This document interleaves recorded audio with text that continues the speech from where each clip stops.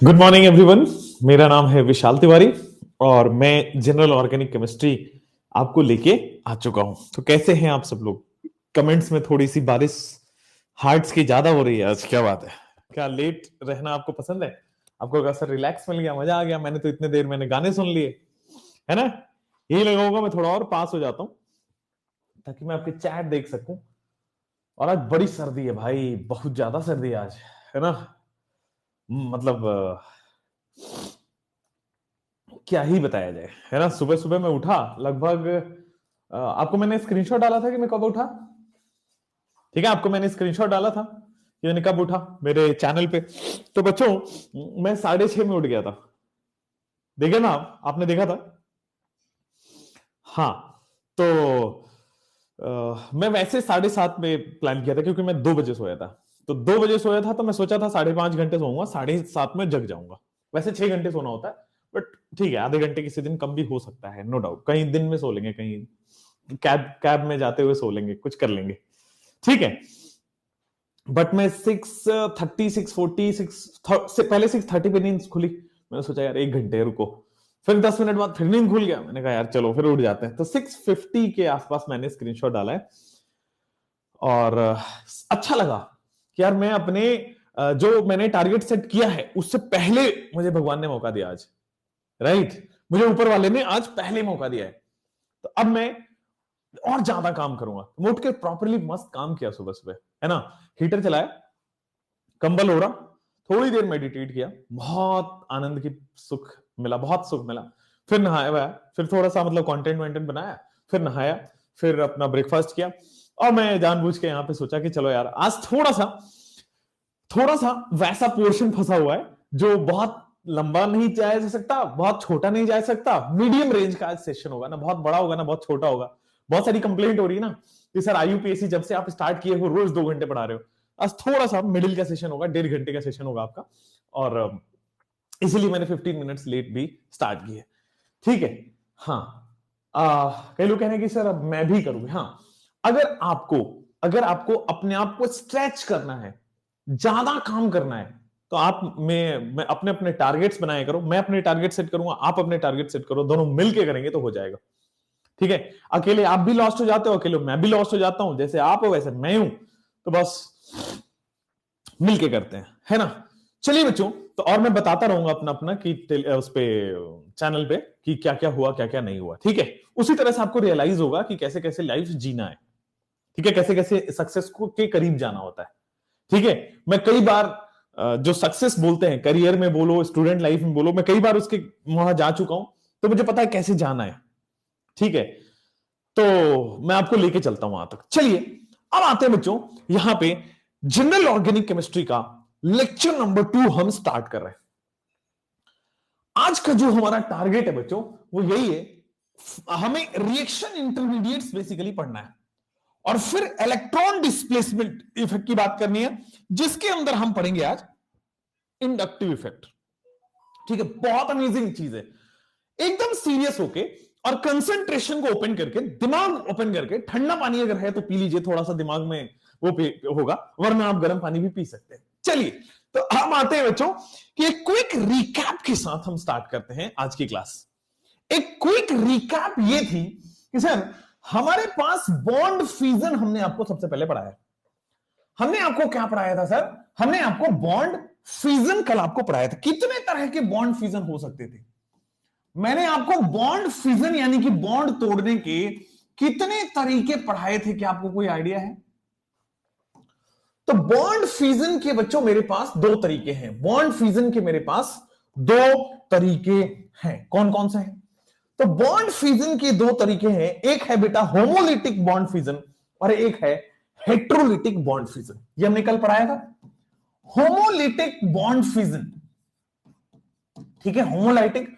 और दूसरा बच्चों हमने पढ़ाया था heterolytic bond fusion. Heterolytic bond fusion दो तरह से बच्चों हमने पढ़ाया था लास्ट टाइम पे। चलिए, होमोलिटिक बॉन्ड क्लीवेज में क्या हो रहा था कि सर बॉन्ड टूटता है, बट बॉन्ड टूटने के साथ equal distribution of bond pair electron होता है। एक बॉन्ड पेयर में दो इलेक्ट्रॉन होता है, एक बॉन्ड में दो इलेक्ट्रॉन होता है। तो अगर equal distribution of bond pair electrons हो, बॉन्ड ब्रेक करने के बाद equal distribution of bond pair electron हो, इसको कहते हैं होमोलिटिक बॉन्ड फ्यूजन। और अगर बॉन्ड टूटने के बाद हेट्रोलिटिक, अगर बॉन्ड टूटने के बाद unequal distribution of bond pair electron हो, उसको कहते हैं हेट्रोलिटिक बॉन्ड क्लीवेज। तो होमोलिटिक बॉन्ड क्लीवेज और हेट्रोलिटिक बॉन्ड क्लीवेज, यहां पे equal distribution of bond pair electron होता है होमो के केस में, ठीक है। We have equal distribution of bond pair electron, ठीक है। और उस साइड में मैं क्या लिखूंगा, सर बॉन्ड पेयर इलेक्ट्रॉन जो है अनइक्वल डिस्ट्रीब्यूशन होता है, ठीक है। यहां पे मैं लिखूंगा unequal distribution of bond pair electron. यहां पे होगा unequal distribution of bond pair electron. Unequal distribution of bond pair electron, ये होगा हमारे साथ unequal distribution of bond pair electron. होगा इक्वल डिस्ट्रीब्यूशन, दूसरा होगा अनइक्वल डिस्ट्रीब्यूशन। इस तरह से अगर इक्वल डिस्ट्रीब्यूशन होगा, अगर इक्वल डिस्ट्रीब्यूशन होगा तो बेटे आपके पास होगा फ्री रेडिकल बनेगा। इक्वल डिस्ट्रीब्यूशन होगा तो बच्चों आपके पास फ्री रेडिकल बनेगा। अनइक्वल डिस्ट्रीब्यूशन होगा तो दो मैंने बताया था आपको कि कार्बोकेटाइन बनेगा और कार्बोनाइन बनेगा। कार्बोकेटाइन बनेगा और बेटा आपके सामने कार्ब एनाइन बनेगा। होमोलिटिक और हेट्रोलिटिक में ये तीन तरह के रिएक्शन इंटरमीडिएट्स बने थे। अब मैं यहीं से स्टार्ट कर रहा हूं, ये क्विक रिकैप के साथ यहीं से स्टार्ट कर रहा हूं कार्बन फ्री रेडिकल की। छोटा सा कंडीशंस कौन से थे होमोलिटिक में? तो होमोलिटिक की कंडीशन थी sir high temperature H new UV rays या यूवी लाइट। यहां कंडीशन थी बेटे हेट्रोलिटिक के लिए लो टेम्परेचर। यहां पे आपके सामने था परऑक्साइड और यहां पे परऑक्साइड में वो नहीं हो रहा था। सिमिलरली पोलर सॉल्वेंट और पोलर सबस्ट्रेट होगा तो आपके सामने हेट्रोलिटिक बॉन्ड क्लीवेज होगा। अगर नॉन पोलर सॉल्वेंट और नॉन पोलर सबस्ट्रेट है देन आपके सामने होमोलिटिक बॉन्ड क्लीवेज होगा। ठीक है, क्लियर है? चलिए अब आते हैं कि सर एक इंपॉर्टेंट कंडीशन है कि इलेक्ट्रोनेगेटिविटी डिफरेंस यहां पे जीरो होता है। मतलब दोनों लगभग सेम एटम होते हैं या ऐसे एटम होते हैं जिनकी इलेक्ट्रोनेगेटिविटी सेम है, जैसे Cl2, Br2, I2, F2, H2, ये सारे हैं आपके सामने होमोलिटिक बॉन्ड क्लीवेज वाले। और यहां पे जो कंडीशन होगी कि इलेक्ट्रोनेगेटिविटी डिफरेंस जीरो नहीं है, डेल्टा EN जीरो नहीं है। डेल्टा EN जीरो है होमोलिटिक बॉन्ड क्लीवेज है, डेल्टा EN जीरो नहीं है हेट्रोलिटिक बॉन्ड क्लीवेज है। डेल्टा EN जीरो है होमोलिटिक बॉन्ड क्लीवेज है, डेल्टा EN जीरो नहीं है हेट्रोलिटिक बॉन्ड क्लीवेज है। चलिए अब आ जाते हैं बच्चों आपके पास कार्बन फ्री रेडिकल पे। देखो सबसे पहले ये बनता कैसे है, तो सर थोड़ी देर पहले हमने पढ़ा था कि ये बनता है, कार्बन फ्री रेडिकल बनता है होमोलिटिक बॉन्ड फ्यूजन की वजह से। होमोलिटिक बॉन्ड क्लीवेज बोल दो या होमोलिटिक बॉन्ड फ्यूजन बोल दो, उससे बनता है कार्बन फ्री रेडिकल। स्ट्रक्चर पे जाते हैं और इसके फॉर्मेशन में रिएक्शन क्या है उसके बारे में बात करते हैं। अब ध्यान देना सर, अगर मान लीजिए कोई मेरे पास कार्बन कार्बन बॉन्ड है, सिंपली कार्बन कार्बन बॉन्ड है, क्या यहां पे डेल्टा EN जीरो है या डेल्टा EN नॉन जीरो है? दोनों सेम एटम है, डेल्टा EN जीरो है। अच्छा अब डेल्टा EN जीरो है, अगर मैंने इस बॉन्ड को ब्रेक किया डेल्टा EN 0 है, अगर मैंने बच्चों बॉन्ड को ब्रेक किया तो व्हाट विल हैपन? अगर बच्चों डेल्टा EN, ये देखोगे ये हो गया ये 4 बॉन्ड बन गया कार्बन के। अगर डेल्टा EN 0 है तो क्या आपके सामने जो कार्बन कार्बन बॉन्ड बनेगा वो आपके सामने कार्बन फ्री रेडिकल बन के तैयार हो जाएगा। Equal distribution of the bond pair electron हुआ है। पहला हुआ है होमोलिटिक बॉन्ड क्लीवेज, दूसरा हुआ है हेट्रोलिटिक बॉन्ड क्लीवेज। तो होमोलिटिक बॉन्ड क्लीवेज में आपके सामने ये आ गया है, और दूसरा हेट्रोलिटिक होमोलिटिक बॉन्ड क्लीवेज के अंदर इस तरह से फ्री रेडिकल बनता है। अच्छा, सबसे पहली बात, क्या मुझे ये बताओ कि ये चार्ज स्पेसी है कि न्यूट्रल स्पेसी है? फ्री रेडिकल में तीसरा पॉइंट मैं आपसे डिस्कस करूंगा कि ये चार्ज स्पेसी है कि न्यूट्रल स्पेसी है। तो पहला मैंने पॉइंट डिस्कस किया कि सर ये जो कार्बन फ्री रेडिकल बना आपके सामने, ये कार्बन फ्री रेडिकल में कोई भी पॉजिटिव चार्ज नहीं दिख रहा, नेगेटिव चार्ज नहीं दिख रहा, इट इज न्यूट्रल स्पेसी। ठीक है ना? तो सबसे पहले लिखेंगे इलेक्ट्रिकली न्यूट्रल स्पेसी। वही बात हो गया, इलेक्ट्रिकली न्यूट्रल बोलो, बात है। तो it is basically neutral species. ठीक है, यहां तक समझ में आ रहा है इलेक्ट्रिकली न्यूट्रल है। अच्छा, अब मुझे बताओ इसमें कितने बॉन्ड पेयर है, कितने लोन पेयर है? यहां स्ट्रक्चर देख लो आप, कितने बॉन्ड पेयर है, कितने लोन पेयर है। तो सर आप देखोगे यहां पे कि we have 3 bond pair and 0 lone pair. Carbon free radical के अंदर 3 बॉन्ड पेयर इलेक्ट्रॉन है। कार्बन फ्री रेडिकल के अंदर 3 बॉन्ड पेयर इलेक्ट्रॉन है, 0 लोन पेयर इलेक्ट्रॉन है, 0 लोन पेयर इलेक्ट्रॉन है। और फिर बेटा एक फ्री रेडिकल है, then we have 1 free radical. 3 bond pair, 0 lone pair और 1 फ्री रेडिकल आपके सामने है। एक फ्री रेडिकल आपके सामने है, सिंगल इलेक्ट्रॉन जिसको हम बोलते हैं फ्री रेडिकल। ठीक है ना? 1 फ्री रेडिकल का मतलब it is simply 1 single electron है, जिसको हम ऑड इलेक्ट्रॉन बोलते हैं। किसमें? इनऑर्गेनिक केमिस्ट्री के अंदर। अच्छा, आप वही बता पाओगे कि सर इसके पास अगर ये है तो कितने इलेक्ट्रॉन है कार्बन के around? How many electrons are there around the carbon? तो देखो, कार्बन ने ये बॉन्ड बनाए हैं 2 इलेक्ट्रॉन 2 इलेक्ट्रॉन 2 इलेक्ट्रॉन। तो कार्बन ने 3 बॉन्ड बनाए हैं, 6 इलेक्ट्रॉन हो गया, और एक सिंगल इलेक्ट्रॉन, यानी कि यहां पे 7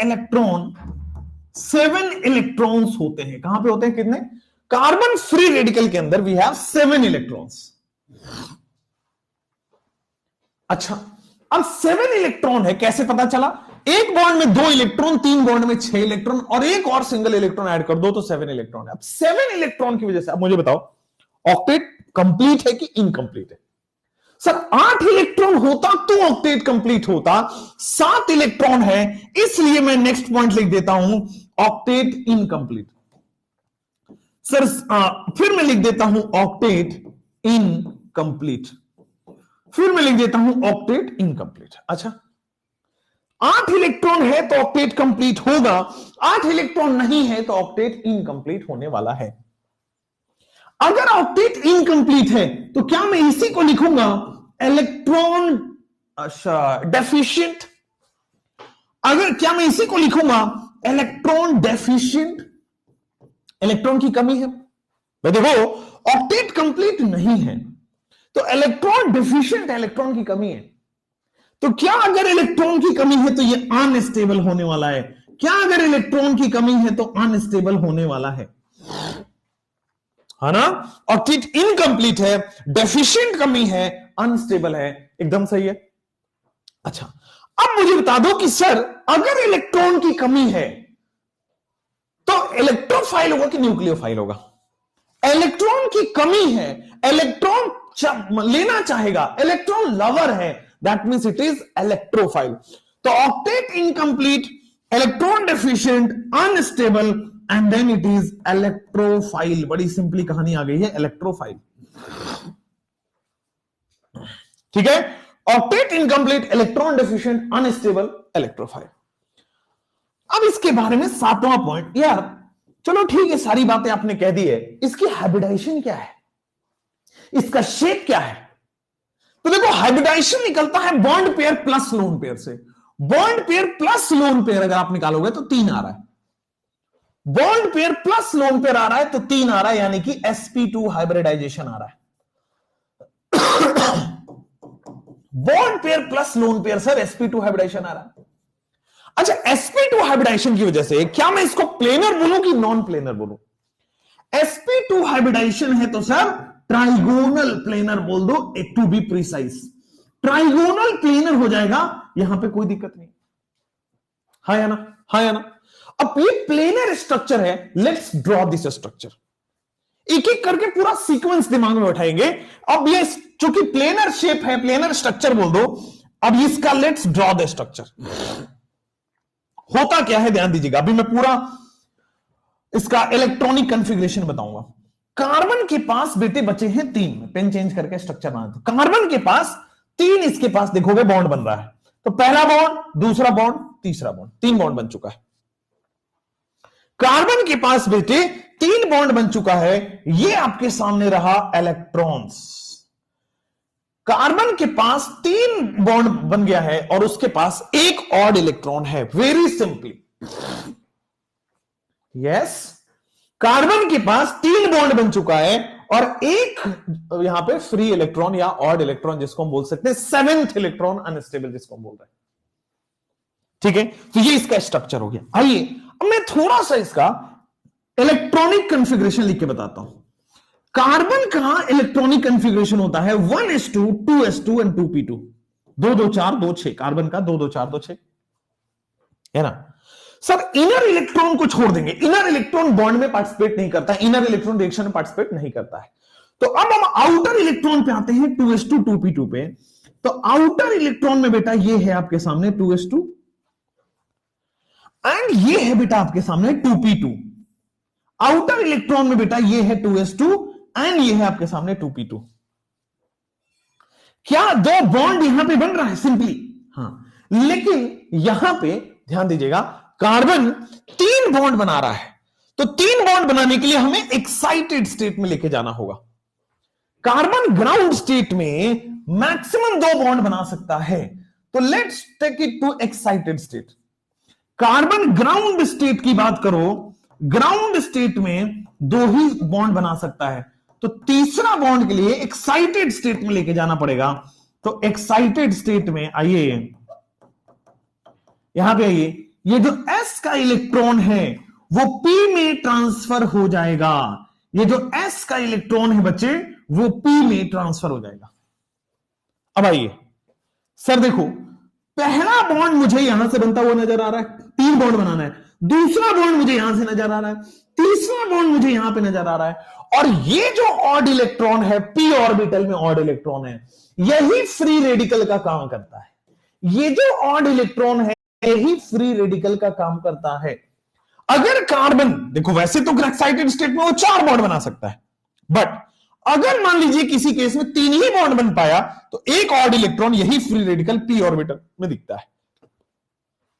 ठीक है, कई बार इसका स्ट्रक्चर आप ऐसे भी देखते हो। Many times you see the structure like this. Carbon 3 sigma bond बनाए हैं और एक ऑर्बिटल में एक इलेक्ट्रॉन एज इट इज दिखा दिया गया है। डॉट से दिखा सकते हो, ऐसे भी दिखा सकते हो।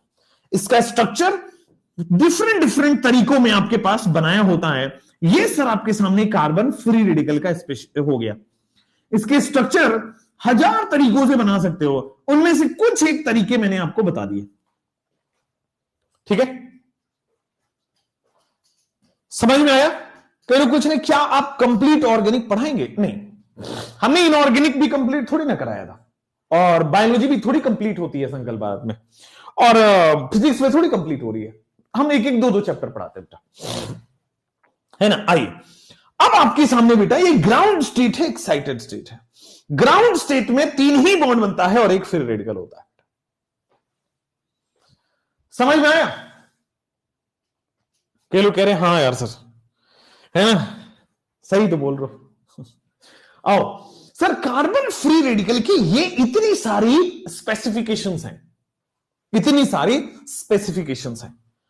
अब आते हैं कि सर आगे जाके हमें कार्बन फ्री रेडिकल की स्टेबिलिटीज देखनी है।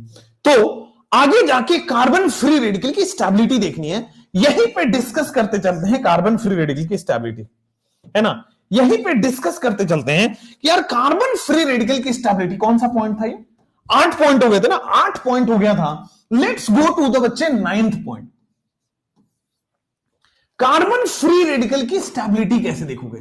तो सर अगर आपको stability of carbon free radical देखना आया, अगर आपको stability of carbon free radical देखना आया, कैसे देखोगे? तो stability of carbon free radical is like this. Stability of carbon free radical is, दो चीजों पे डिपेंड करता है, ठीक है, दो चीजों पे depends on. Stability of carbon free radical depends on दो फैक्टर्स पे, inductive effect. Stability of carbon free radical depends on inductive effect, है ना, इंडक्टिव इफेक्ट। देन आपके सामने रेजोनेंस या मेसोमेरिक इफेक्ट, देन आपके सामने रेजोनेंस या मेसोमेरिक इफेक्ट, फिर आपके सामने आएगा हाइपर कंजुगेशन इफेक्ट। अब आपके दिमाग में आ रहा होगा सर ये क्या है, ये कौन कौन से इफेक्ट्स हैं, हमने तो सुना ही नहीं है। बेटे हम इसी को आगे पढ़ने वाले हैं। तो कार्बन फ्री रेडिकल इंडक्टिव पे डिपेंड करता है, रेजोनेंस के इस पे डिपेंड करता है, हाइपर कंजुगेशन पे डिपेंड करता है, और बॉन्ड डिसोसिएशन एनर्जी पे डिपेंड करता है, और बॉन्ड डिसोसिएशन एनर्जी पे डिपेंड करता है। तो इन चार चीजों पे stability of the carbon free radical depend करता है। कौन कौन सा चार चीज है? इंडक्टिव इफेक्ट, रेजोनेंस या mesomeric effect, hyper conjugation effect और बॉन्ड डिसोसिएशन एनर्जी। आपके इन चार चीजों पे डिपेंड करता है stability of the carbon free radical, है ना। अभी हम इन तीनों के बारे में तो आगे जाके पढ़ने वाले हैं, तो उसको अभी छेड़ेंगे नहीं। हाँ, इसके बारे में हम जरूर देखते चलेंगे। एक बार नीट का प्रीवियस ईयर खोलेंगे ना, तो 12 और 13 साल का है बॉन्ड डिसोसिएशन एनर्जी से फ्री रेडिकल की स्टेबिलिटी, और ये जनरली उड़ा दिया जाता है, नहीं पढ़ाया जाता है। ध्यान से पढ़ेंगे आप लोग, जनरली उड़ा दिया जाता है, नहीं पढ़ाया जाता है। आइए, stability of carbon free radical, point number 1, point number 2, point number 3, ये डिस्कस होगा पूरे मतलब अभी तो ये पूरा चैप्टर उसी पे डिस्कस होना है। But stability of carbon free radical that is inversely proportional to bond dissociation energy, that is inversely proportional to bond dissociation energy। हाँ या ना बच्चे, बॉन्ड डिसोसिएशन एनर्जी पे इनवर्सली प्रोपोर्शनल है, डिपेंड करता है बॉन्ड डिसोसिएशन एनर्जी पे। Stability of the carbon free radical depends on the bond dissociation energy. एकदम बढ़िया है ना, नो डाउट। चलो बेटा, तो ये हो गया stability of the carbon free radical, ये हो गया stability of the carbon free radical, ठीक है, बॉन्ड डिसोसिएशन एनर्जी। अब आते हैं क्वेश्चन में पूछेगा ये वाला कार्बन कार्बन कार्बन। इनफैक्ट आप ऐसे लिखो CH3, आगे लिख दो CH2, फिर आगे लिख दो CH2, फिर आगे लिख दो CH2H। देखना CH3 को अलग तरीके में लिखा है। अब मैंने क्या किया, व्हाट आई डिड, मैंने क्या किया, इसको एरो दे दिया और यहां से बच्चे बॉन्ड तोड़ दिया। एरो देने के बाद इसको बॉन्ड तोड़ा। मुझे क्वेश्चन में दिया गया है कि it has high bond energy या फिर हाई बॉन्ड डिसोसिएशन एनर्जी। इसको बोला गया है हाई बॉन्ड एनर्जी या फिर बोला गया है हाई बॉन्ड डिसोसिएशन एनर्जी। जब इसको आप तोड़ोगे, हीट करते हो मान लो, ठीक है, फ्री रेडिकल के लिए हाई टेम्परेचर या हीट की जरूरत होती है फ्री रेडिकल बनाने के लिए, ठीक है। तो क्या होगा सर आपके सामने, अगर हाई बॉन्ड डिसोसिएशन एनर्जी है तो आपके सामने बनेगा CH3, CH2, फिर आ जाएगा CH2, 3 हो गया ना, 1 2 हो गया, ठीक है, 3, फिर अब आ जाएगा आपके सामने CH2 free radical plus H free radical. ये ऐसे बन जाएगा अगर बॉन्ड टूटता है तो हीट पे। अगर हाई बॉन्ड डिसोसिएशन एनर्जी है तो ये रेडिकल स्टेबल है कि अनस्टेबल है, ये पूछ रहा है। सवाल क्या है समझे, सवाल ये है कि अगर आपके सामने हाई बॉन्ड डिसोसिएशन एनर्जी से बॉन्ड टूट रहा है तो whether this free radical will be stable और नॉट। अगर हाई एनर्जी है, देखो स्टेबल है तो लेस बॉन्ड एनर्जी, अगर ये हाई है तो ये लेस है तो ये हाई। तो कह रहा है हाई है तो ये लेस स्टेबल, अनस्टेबल कहना गलत होगा, लेस स्टेबल फ्री रेडिकल होगा। ये लेस स्टेबल फ्री रेडिकल इसकी कहानी हो जाएगी, एकदम सही। तो the answer will be less stable free radical, ये कहानी आपके स्क्रीन पे आ जाएगी, बोलो हाँ या ना। क्वेश्चन नंबर 2 मैं आपको बताता हूं, let's discuss question number 2। Question number 1 ये हो गया, लेट्स डिस्कस बेटे क्वेश्चन नंबर 2। क्वेश्चन नंबर 2 क्या कहता है? क्वेश्चन नंबर 2 में मानिए आपके सामने ये सवाल है, CH3 CH, यहां पे CH3, हाँ यहां पे आ जाओ बेटे CH3, और यहां पे बेटे आप दे दो हाइड्रोजन। अब क्या करोगे, इसका क्या दोगे आप? Free radical. इसका क्या दोगे आप? इसको आप हीट करोगे। When you will heat this, क्या बनेगा? जब आप हीट करोगे, क्वेश्चन में ये दिया हुआ है, ध्यान दीजिएगा क्वेश्चन में क्या दिया है। क्वेश्चन में दिया है इसको तोड़ने के लिए, यहां जो आपको डिसोसिएशन एनर्जी लगेगा, इसको तोड़ने के लिए लेस बॉन्ड डिसोसिएशन एनर्जी आएगा। इसको तोड़ने के लिए you have less bond dissociation energy, less bond dissociation energy आने वाला है, बोलो हाँ या ना। Less bond dissociation energy. अगर इसको तोड़ने के लिए कम बॉन्ड डिसोसिएशन एनर्जी चाहिए, तो जो बनेगा वो स्टेबल बनेगा या अनस्टेबल बनेगा? सर अगर लेस बॉन्ड डिसोसिएशन एनर्जी में काम हो रहा है, कम एनर्जी में ही काम हो रहा है, इसका मतलब प्रोडक्ट आपका स्टेबल होगा, तभी तो कम एनर्जी लग रहा है। प्रोडक्ट अनस्टेबल है या लेस स्टेबल है तब ज्यादा एनर्जी लग रहा है। ठीक हो गया? Then we have more stable free radical. तो ये बस ध्यान रखेंगे कि बॉन्ड टूटने से रेडिकल की उल्टा एनर्जी है। ध्यान दीजिए, अगर प्रोडक्ट स्टेबल है तो कम एनर्जी में ही काम हो जाएगा, प्रोडक्ट स्टेबल नहीं है तो कम एनर्जी, ज्यादा एनर्जी लगेगा। मतलब कहने का मतलब ये, हाइड्रोजन पे पॉजिटिव चार्ज नहीं आएगा, इलेक्ट्रोनेगेटिविटी से नहीं बेटा, है ना। वो हम आगे धीरे धीरे पढ़ेंगे कि फ्री रेडिकल हम delta EN not equal to 0 में भी बना सकते हैं, टेंशन मत लीजिए। मान लीजिए मैं यहां पर ऑक्साइड लिख दूं, तब क्या करोगे? लिखा ना हाई एनर्जी है, दैट सिंपली मींस कि आपको फ्री रेडिकल बनेगा। ठीक हो गया? क्लियर हो गया? तो stability of the free radical बेटा इस तरह से डिस्कस हो चुके हैं। अब आओ बेटा आपके पास कार्बोकेटाइन के ऊपर। फ्री रेडिकल का हमने थोड़ा सा इंट्रो दिया कि फ्री रेडिकल होता कैसा है। अभी पूरी कार्बोकेटाइन की स्टेबिलिटी, कार्बोनाइन की स्टेबिलिटी, फ्री रेडिकल की स्टेबिलिटी करने वाले हैं, टेंशन नहीं, बिल्कुल भी नहीं। आइए अब आते हैं कार्बोकेटाइन की, हम चर्चा करते हैं कार्बोकेटाइन की, है ना। फ्री रेडिकल हमने कर लिया है, आइए कार्बोकेटाइन का चर्चा करते हैं।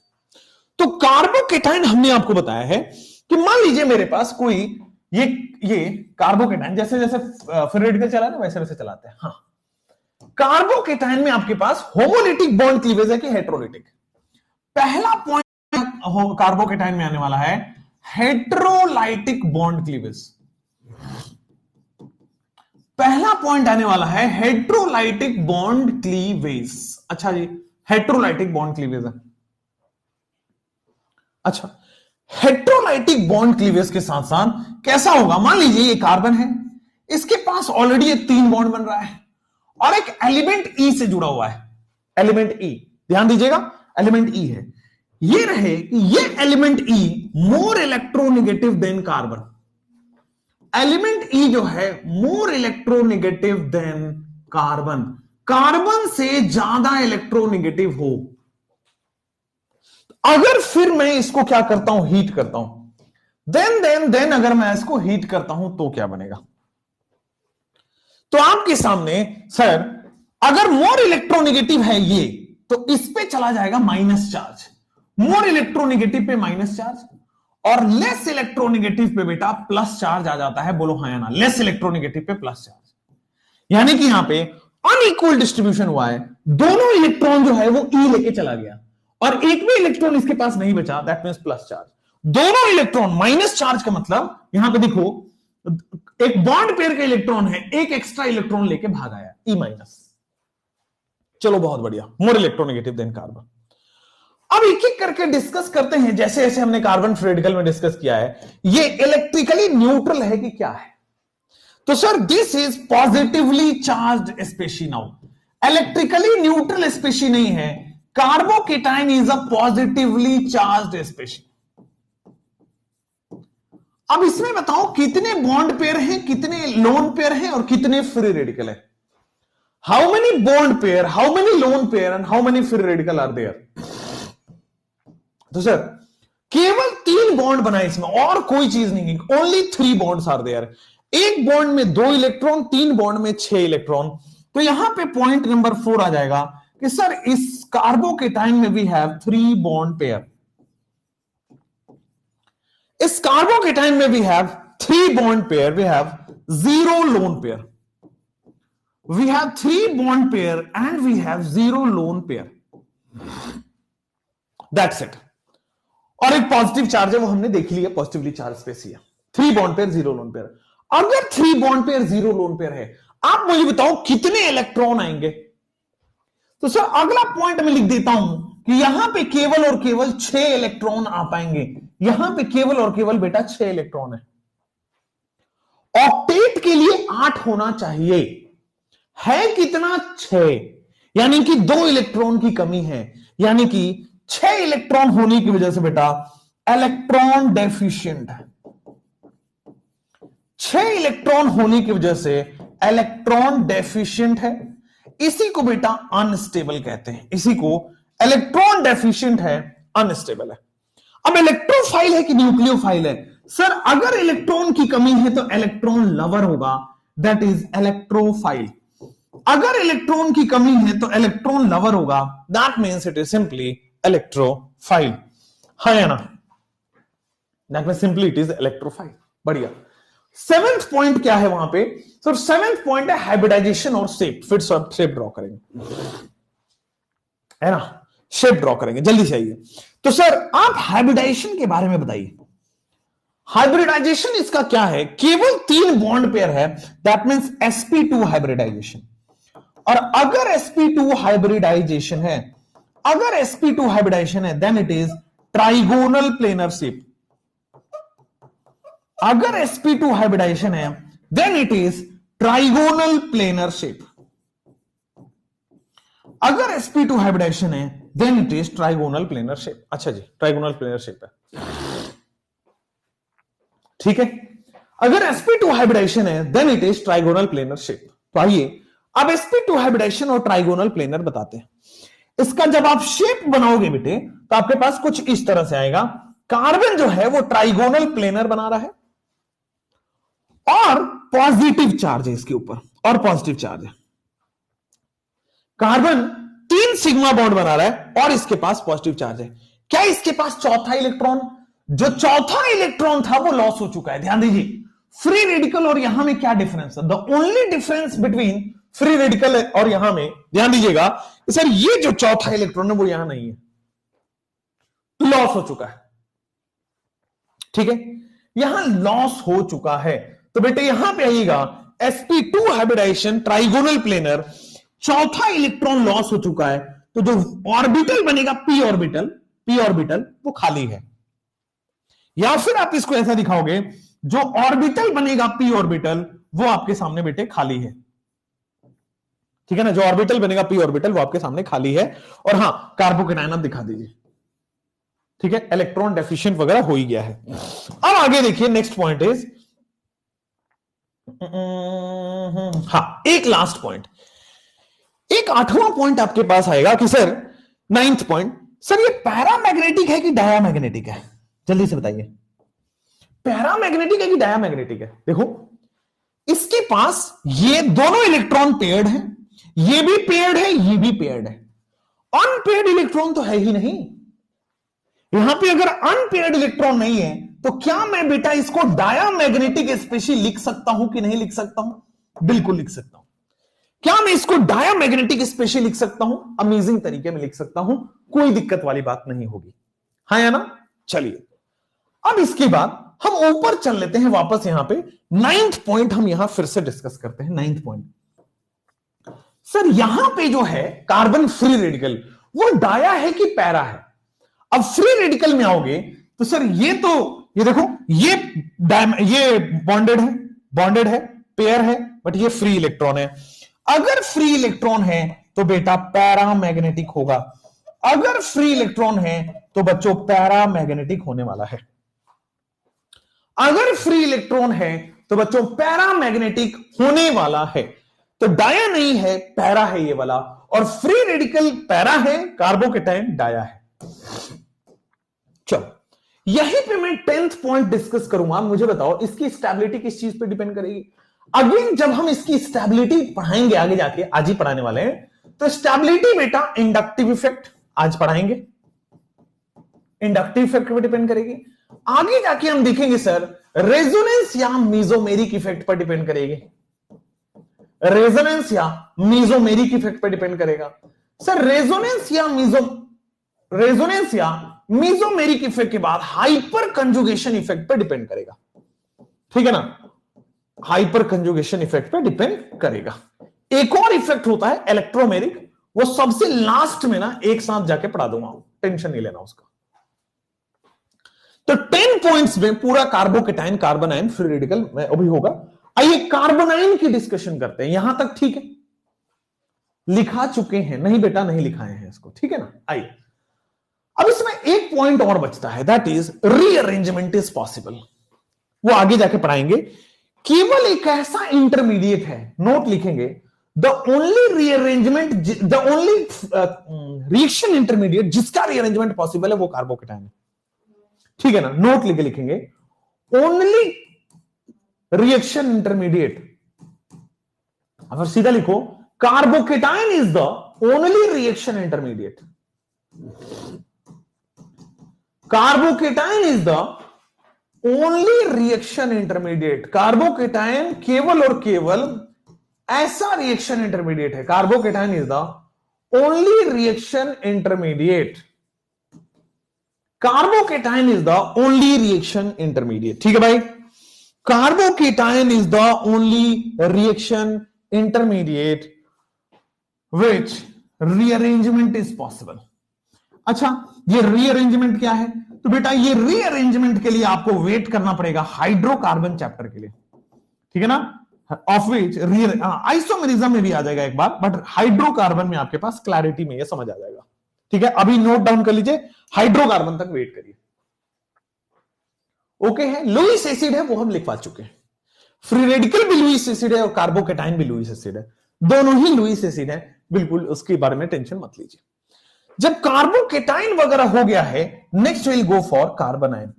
मुझे बताइए होमोलिटिक क्लीवेज है कि हेट्रोलिटिक?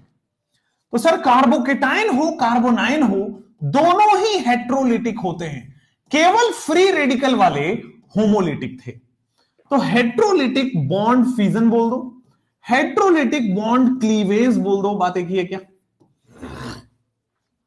हेट्रोलिटिक बॉन्ड क्लीवेज भी बोल दो, बात एक ही है। चलिए अब आइए, मान लीजिए स्टेप नंबर 2 चल, मान लीजिए हमारे पास कार्बन जो है वो 3 बॉन्ड अपना बना रहा है और चौथा बॉन्ड जो है वो Z से बना हुआ है, बट ध्यान दीजिएगा Z जो है, Z इस बार लेस इलेक्ट्रोनेगेटिव है देन कार्बन, Z जो है वो less electronegative than carbon, Z जो है it is less electronegative than carbon, very simple, Z is less electronegative than carbon. Z is less electronegative than carbon. तो यहां पे आ जाएगा सर, तो ये मोर इलेक्ट्रोनेगेटिव हो गया। अब कार्बन पे चला जाएगा माइनस चार्ज, ध्यान देना पड़ेगा मैं क्या बता रहा हूं, कार्बन पे माइनस चार्ज आ रहा है। अब मुझे बताइए लोन पेयर क्या है, कार्बन पे कितना है? कल की हिस्ट्री से देखो कितना आसान हो जाएगा। कल जो मैंने आपको 50 मिनट 1 घंटे पढ़ाए हैं वो चीज यहां पे आएगा। कार्बन के पास होना कितना चाहिए था ओरिजिनली? 4, माइनस की वजह से 5 होना चाहिए, 5 में से 3 तो मुझे दिख गए भाई, है ना, बाकी बचे 2, यानी कि एक लोन पेयर भी बेटा आपके सामने दिख रहा है। एकदम सही है क्या? बोल दो, है ना। इस पे minus and then you will have Z पे प्लस, इस पे minus and then you will have Z पे प्लस, Z पे प्लस आएगा। तो दिस इज कार्बोनाइन और वहां पे कार्बोकेटाइन है। हाँ ठीक है, हाँ है ना, हेडिंग कार्बोनाइन लिखा है, कार्बोनाइन लिखे, ओके भाई, हेडिंग हम कार्बोनाइन लिखेंगे। ला ला ला ला ला ला ला ला ला ला ला ला ला, देखो जरा, कार्बोनायन कार्बोनायन कार्बोनायन, है ना, कि कि क्या हो गया, पूरा जिंदगी हिल गया भाई। क्या करें, कैसे करें? हेडिंग कार्बेनाइन लिखेंगे। चलिए इसको हम करेंगे ब्लैक कलर से, और फिर हम लिखेंगे बेटा व्हाइट कलर से।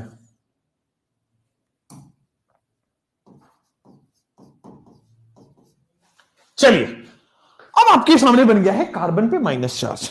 मुझे बताइए how many bond pair, how many lone pair and how many free radical वगैरह कितने हैं।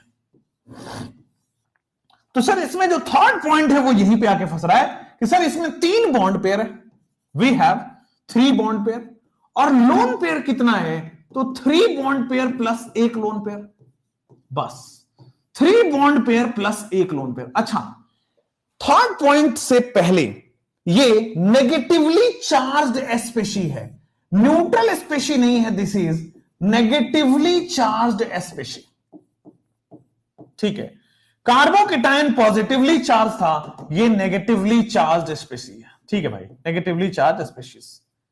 अब इसको करने के बाद मुझे बताएंगे how many electrons are there with the कार्बोनाइन।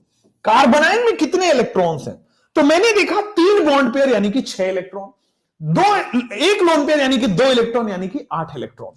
तो we have 8 electrons with the carbanion. अब यहीं पे तो समझना है कि इलेक्ट्रॉन 8 है तो कंप्लीट ऑक्टेट है कि इनकंप्लीट ऑक्टेट है।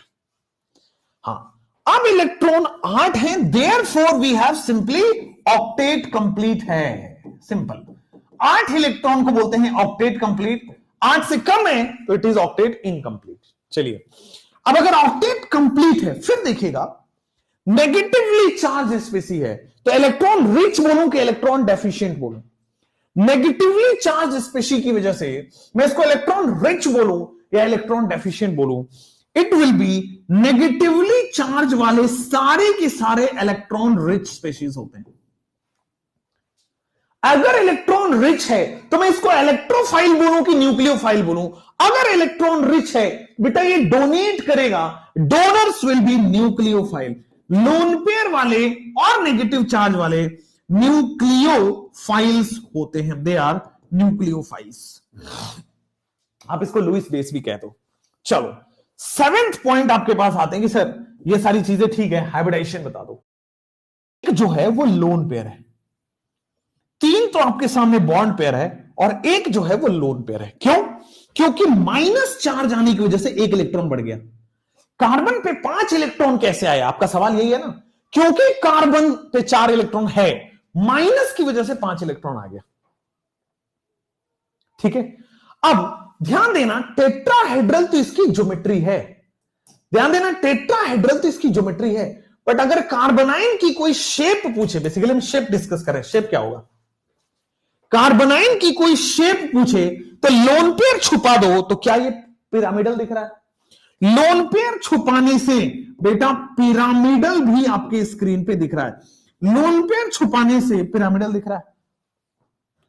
प्लेनर है कि नॉन प्लेनर है? It is simply non planar है। प्लेनर है कि नॉन प्लेनर है? It is simply non planar है। बोल दो हाँ या ना। ठीक है ना। अब पिरामिडल, अच्छा अगर ज्योमेट्री पूछे कोई टेट्राहेड्रल, शेप पूछे इट इज पिरामिडल। हाँ या ना, एकदम सही, नो डाउट। आगे बढ़ सकते हैं क्वेश्चन नंबर 8 के बाद 9th पॉइंट, ये पैरामैग्नेटिक है कि डायामैग्नेटिक है? मैं 9th पॉइंट यही डिस्कस कर रहा हूं। सर ये भी इलेक्ट्रॉन पेयर है, ये भी पेयर है, ये भी पेयर है, now this is also pair, तो ये डायामैग्नेटिक हो गया। केवल और केवल फ्री रेडिकल पैरामैग्नेटिक है, बाद बाकी सारे डायामैग्नेटिक में काउंट हो गए, तो these are diamagnetic species. 9th वाले में these are diamagnetic species, 9th वाले में दीज आर डायामैग्नेटिक स्पेशीज। है ना, एकदम बढ़िया। चलिए अब जैसे आपके सामने 9th वाले में डायामैग्नेटिक स्पीशीज आया, कार्बोनाइन हो गया। 10th पॉइंट कि सर स्टेबिलिटी किस पर डिपेंड कर रही है? कार्बोनाइन की स्टेबिलिटी किस पर डिपेंड कर रही है? तो सर 10th पॉइंट में कार्बोनाइन की जो स्टेबिलिटी है, कार्बोनाइन में जो 10th की स्टेबिलिटी है वो इस तरह से डिपेंड हो रही है। सर इंडक्टिव इफेक्ट पे डिपेंड करेगा, रेजोनेंस या मेसोमेरिक इफेक्ट पे डिपेंड करेगा, इंडक्टिव इफेक्ट पे डिपेंड करेगा, देन आपके सामने रेजोनेंस या मेसोमेरिक इफेक्ट पे डिपेंड करेगा, रेजोनेंस या मेसोमेरिक इफेक्ट पे डिपेंड करेगा। And third point that will be hyper conjugation पे डिपेंड करेगा। एंड थर्ड पॉइंट आपके सामने बच्चों हाइपर कंजुगेशन इफेक्ट पे डिपेंड करेगा। एंड थर्ड पॉइंट आपके स्क्रीन पे रहेगा हाइपर कंजुगेशन इफेक्ट पे डिपेंड करेगा, इंडक्टिव पे डिपेंड करता है, रेजोनेंस या मेसोमेरिक पे डिपेंड करता है, and third point is hyper conjugation पे डिपेंड करता है। This is carbon. Lone pair की वजह से पैरा नहीं होगा बेटे। पैरामैग्नेटिक का डेफिनेशन सुनिए, अगर अनपेयर्ड इलेक्ट्रॉन है तो ही पैरामैग्नेटिक है, लोन पेयर से पैरामैग्नेटिक नहीं होता। अनपेयर्ड इलेक्ट्रॉन है, सिंगल इलेक्ट्रॉन है, अकेला पड़ा है, देन पैरामैग्नेटिक है। पेयर्ड है तो वो डायमैग्नेटिक, पेयर्ड चाहे बॉन्ड पेयर हो चाहे लोन पेयर हो, वो हमेशा डायमैग्नेटिक होगा। हो गया? क्लियर हुआ? अब यहां पे ये जो हाइब्रिडाइजेशन आपने लिखा है ना, आप लिख लीजिए कि आपने गलत पढ़ा है आज तक। कार्बोनाइन की हाइब्रिडाइजेशन sp3 गलत आपने पढ़ लिया है। अब मैं अगले स्लाइड पे आपको सही पढ़ाता हूं, टेंशन ना लो। क्या करें क्या करें, बहुत सारी चीजें हैं जो बचाई नहीं जा सकती। आगे बढ़िए। कार्बोनाइन में आप देखेंगे sp3 हाइब्रिडाइजेशन को ऐसे स्लैश काट दीजिए। हां, कार्बोनाइन केवल sp3 होगा, ये रॉन्ग है। प्रीवियस ईयर क्वेश्चन है और एनसीईआरटी में मेंशन्ड है कि कार्बोनाइन sp3 भी होता है और sp2 भी होता है। This is wrong. 7th point लिखे और फिर काटिए।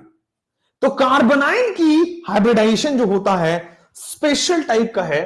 कार्बोनाइन का जो हाइब्रिडाइजेशन होता है बच्चों स्पेशल टाइप का है। दैट इज कार्बोनाइन का जो हाइब्रिडाइजेशन है वो sp3 भी होता है। हाइब्रिडाइजेशन कार्बोनाइन की हाइब्रिडाइजेशन sp3 भी होता है और कार्बोनाइन का हाइब्रिडाइजेशन sp2 भी होता है। ठीक है? हां, जनरल केस में कार्बोनाइन है ना sp3 है। sp2 कब होता है? sp3 कब होता है आपने देख लिया। sp2 कब होता है? When carbanion is in resonance. जब कार्बोनाइन इज इन रेजोनेंस, जब रेजोनेंस शो करता है तब जाके बेटा sp2 होता है। ठीक है? अब आपको ज्यादा अच्छे समझ आएगा लेक्चर नंबर 5 में जब मैं रेजोनेंस पढ़ा रहा हूं। बट आइएगा, मान लीजिए आपके सामने बेटा मैंने ये पढ़ाया RC double bond O minus, ये है। अब O माइनस में कितने इलेक्ट्रॉन होंगे जरा मुझे बताओ। How many electrons? तो ऑक्सीजन के पास 6 होना चाहिए, माइनस की वजह से 7 हो गया। 7 में से 1 मुझे दिख रहा है, तो बाकी बचे 6 यानी कि 3 लोन पेयर बेटा आपको दिख रहा है। बाकी बचे 6 यानी कि 3 लोन पेयर दिख रहा है। ठीक है? अच्छा, अब मुझे ये रेजोनेंस की कंडीशन है। Pi bond, sigma bond, charge, ये रेजोनेंस की कंडीशन है। Pi sigma charge, this is a resonance की कंडीशन। आप देन इधर चला जाएगा डबल बॉन्ड और इधर चला जाएगा O minus. This is the condition of resonance. ठीक है? अब देखो, तो ये जो नेगेटिव चार्ज है ये अब यहां पहुंच गया। तो जब जब नेगेटिव चार्ज रेजोनेंस में रहेगा, जब जब नेगेटिव चार्ज रेजोनेंस में रहेगा। अच्छा, ये कार्बोनाइन की बात नहीं हो रही है, एक सेकंड रुकिएगा, इस एग्जांपल को मिटाइए। मैं ये वाले एग्जांपल देता हूं, CH2 डबल बॉन्ड CH और फिर देता हूं CH2 माइनस, ये रेजोनेंस है। कैसे? पाई बॉन्ड, सिग्मा बॉन्ड और चार्ज, पाई सिग्मा चार्ज, इसको हम रेजोनेंस कहते हैं। ठीक है? ज्यादा डीप में नहीं जा रहा हूं। अब आइए, तो सर जब रेजोनेटिंग स्ट्रक्चर बनाओगे तो क्या यहां माइनस, यहां सिंगल बॉन्ड और यहां डबल बॉन्ड हो जाएगा? यहां माइनस है, दैट इज sp3, बट चूंकि रेजोनेंस में आ गया अभी sp2 हो चुका है। ठीक है ना? तो जब जब कार्बोनाइन रेजोनेंस में होगा तब तब आपका sp2 हाइब्रिडाइजेशन होगा। ये तो हो गया पहला। जब जब कार्बोनाइन रेजोनेंस में होगा तब तब बेटा आपके सामने sp2 होगा। दूसरा कंडीशन है ये। मान लीजिए मैं ये लेता हूं, this is your pi pi pi, alternate pi bond को हमने बोल दिया पाई पाई पाई, एंड इट इज बेटा CH2 माइनस। हाँ या ना भाई? अब जब आप इसको रेजोनेंस करोगे तो क्या होगा? जब आप इसको रेजोनेंस करोगे तो आपके स्क्रीन पे आने वाला है, ये देखो, डबल बॉन्ड CH2। मैंने केवल एक बार रेजोनेंस करा के छोड़ दिया, and then you will have this. तो देखो पहले तो ये sp3 था, अब ये sp2 हो गया है। चूंकि पाई बॉन्ड रेजोनेंस में है, चूंकि पाई बॉन्ड रेजोनेंस में है, then it is simply sp pi bond कह रहा हूं, कार्बोकेटाइन रेजोनेंस में है, तो आपका ये क्या हो गया, sp2 hybridization. Suppose that we are making third example, CH2 minus and then we have C double bond O and मान लीजिए इधर H है, छोड़ दीजिए उधर, तो रेजोनेंस होगा पाई सिग्मा चार्ज की वजह से बेटा रेजोनेंस होगा। तो CH2 डबल बॉन्ड कार्बन यहां पे आ जाएगा O minus and this is H। क्या होने वाला है सर, रेजोनेंस होने वाला है। क्या होने वाला है, रेजोनेंस होने वाला है। अगर कार्बोनाइन रेजोनेंस में है then it is sp2 hybridisation. Carbanion generally sp3 होता है, बट कार्बोनाइन की हाइब्रिडाइजेशन sp3 भी होती है, sp2 भी होती है, ये ध्यान रखना है, ये तो आपको याद ही होगा। ठीक है, क्लियर है, no doubt at all. Today is my birthday, Vishal Sunar ji कह रहे हैं कि sir today is my birthday. अच्छा, अब यहां पे एक छोटी सी मिस्टेक ऊपर करिए, कार्बोनाइन में रेजोनेंस तो दिखेगा, कार्बोनाइन में इंडक्टिव भी दिखेगा, कार्बोनाइन में कभी भी हाइपर कंजुगेशन नहीं दिखता, काट लीजिए, या फिर आप ऐसा लिखिए तो ज्यादा बेटर है, कार्बोनाइन में कभी भी हाइपर कंजुगेशन नहीं दिखता है, ये काट लीजिएगा, है ना। हमेशा हाइपर कंजुगेशन आगे जाके बताऊंगा कि इलेक्ट्रॉन डेफिशिएंट में लगता है, इलेक्ट्रॉन रिच में नहीं लगता। विपाशा का भी आज बर्थडे है, हैप्पी बर्थडे विपाशा जी आपको भी।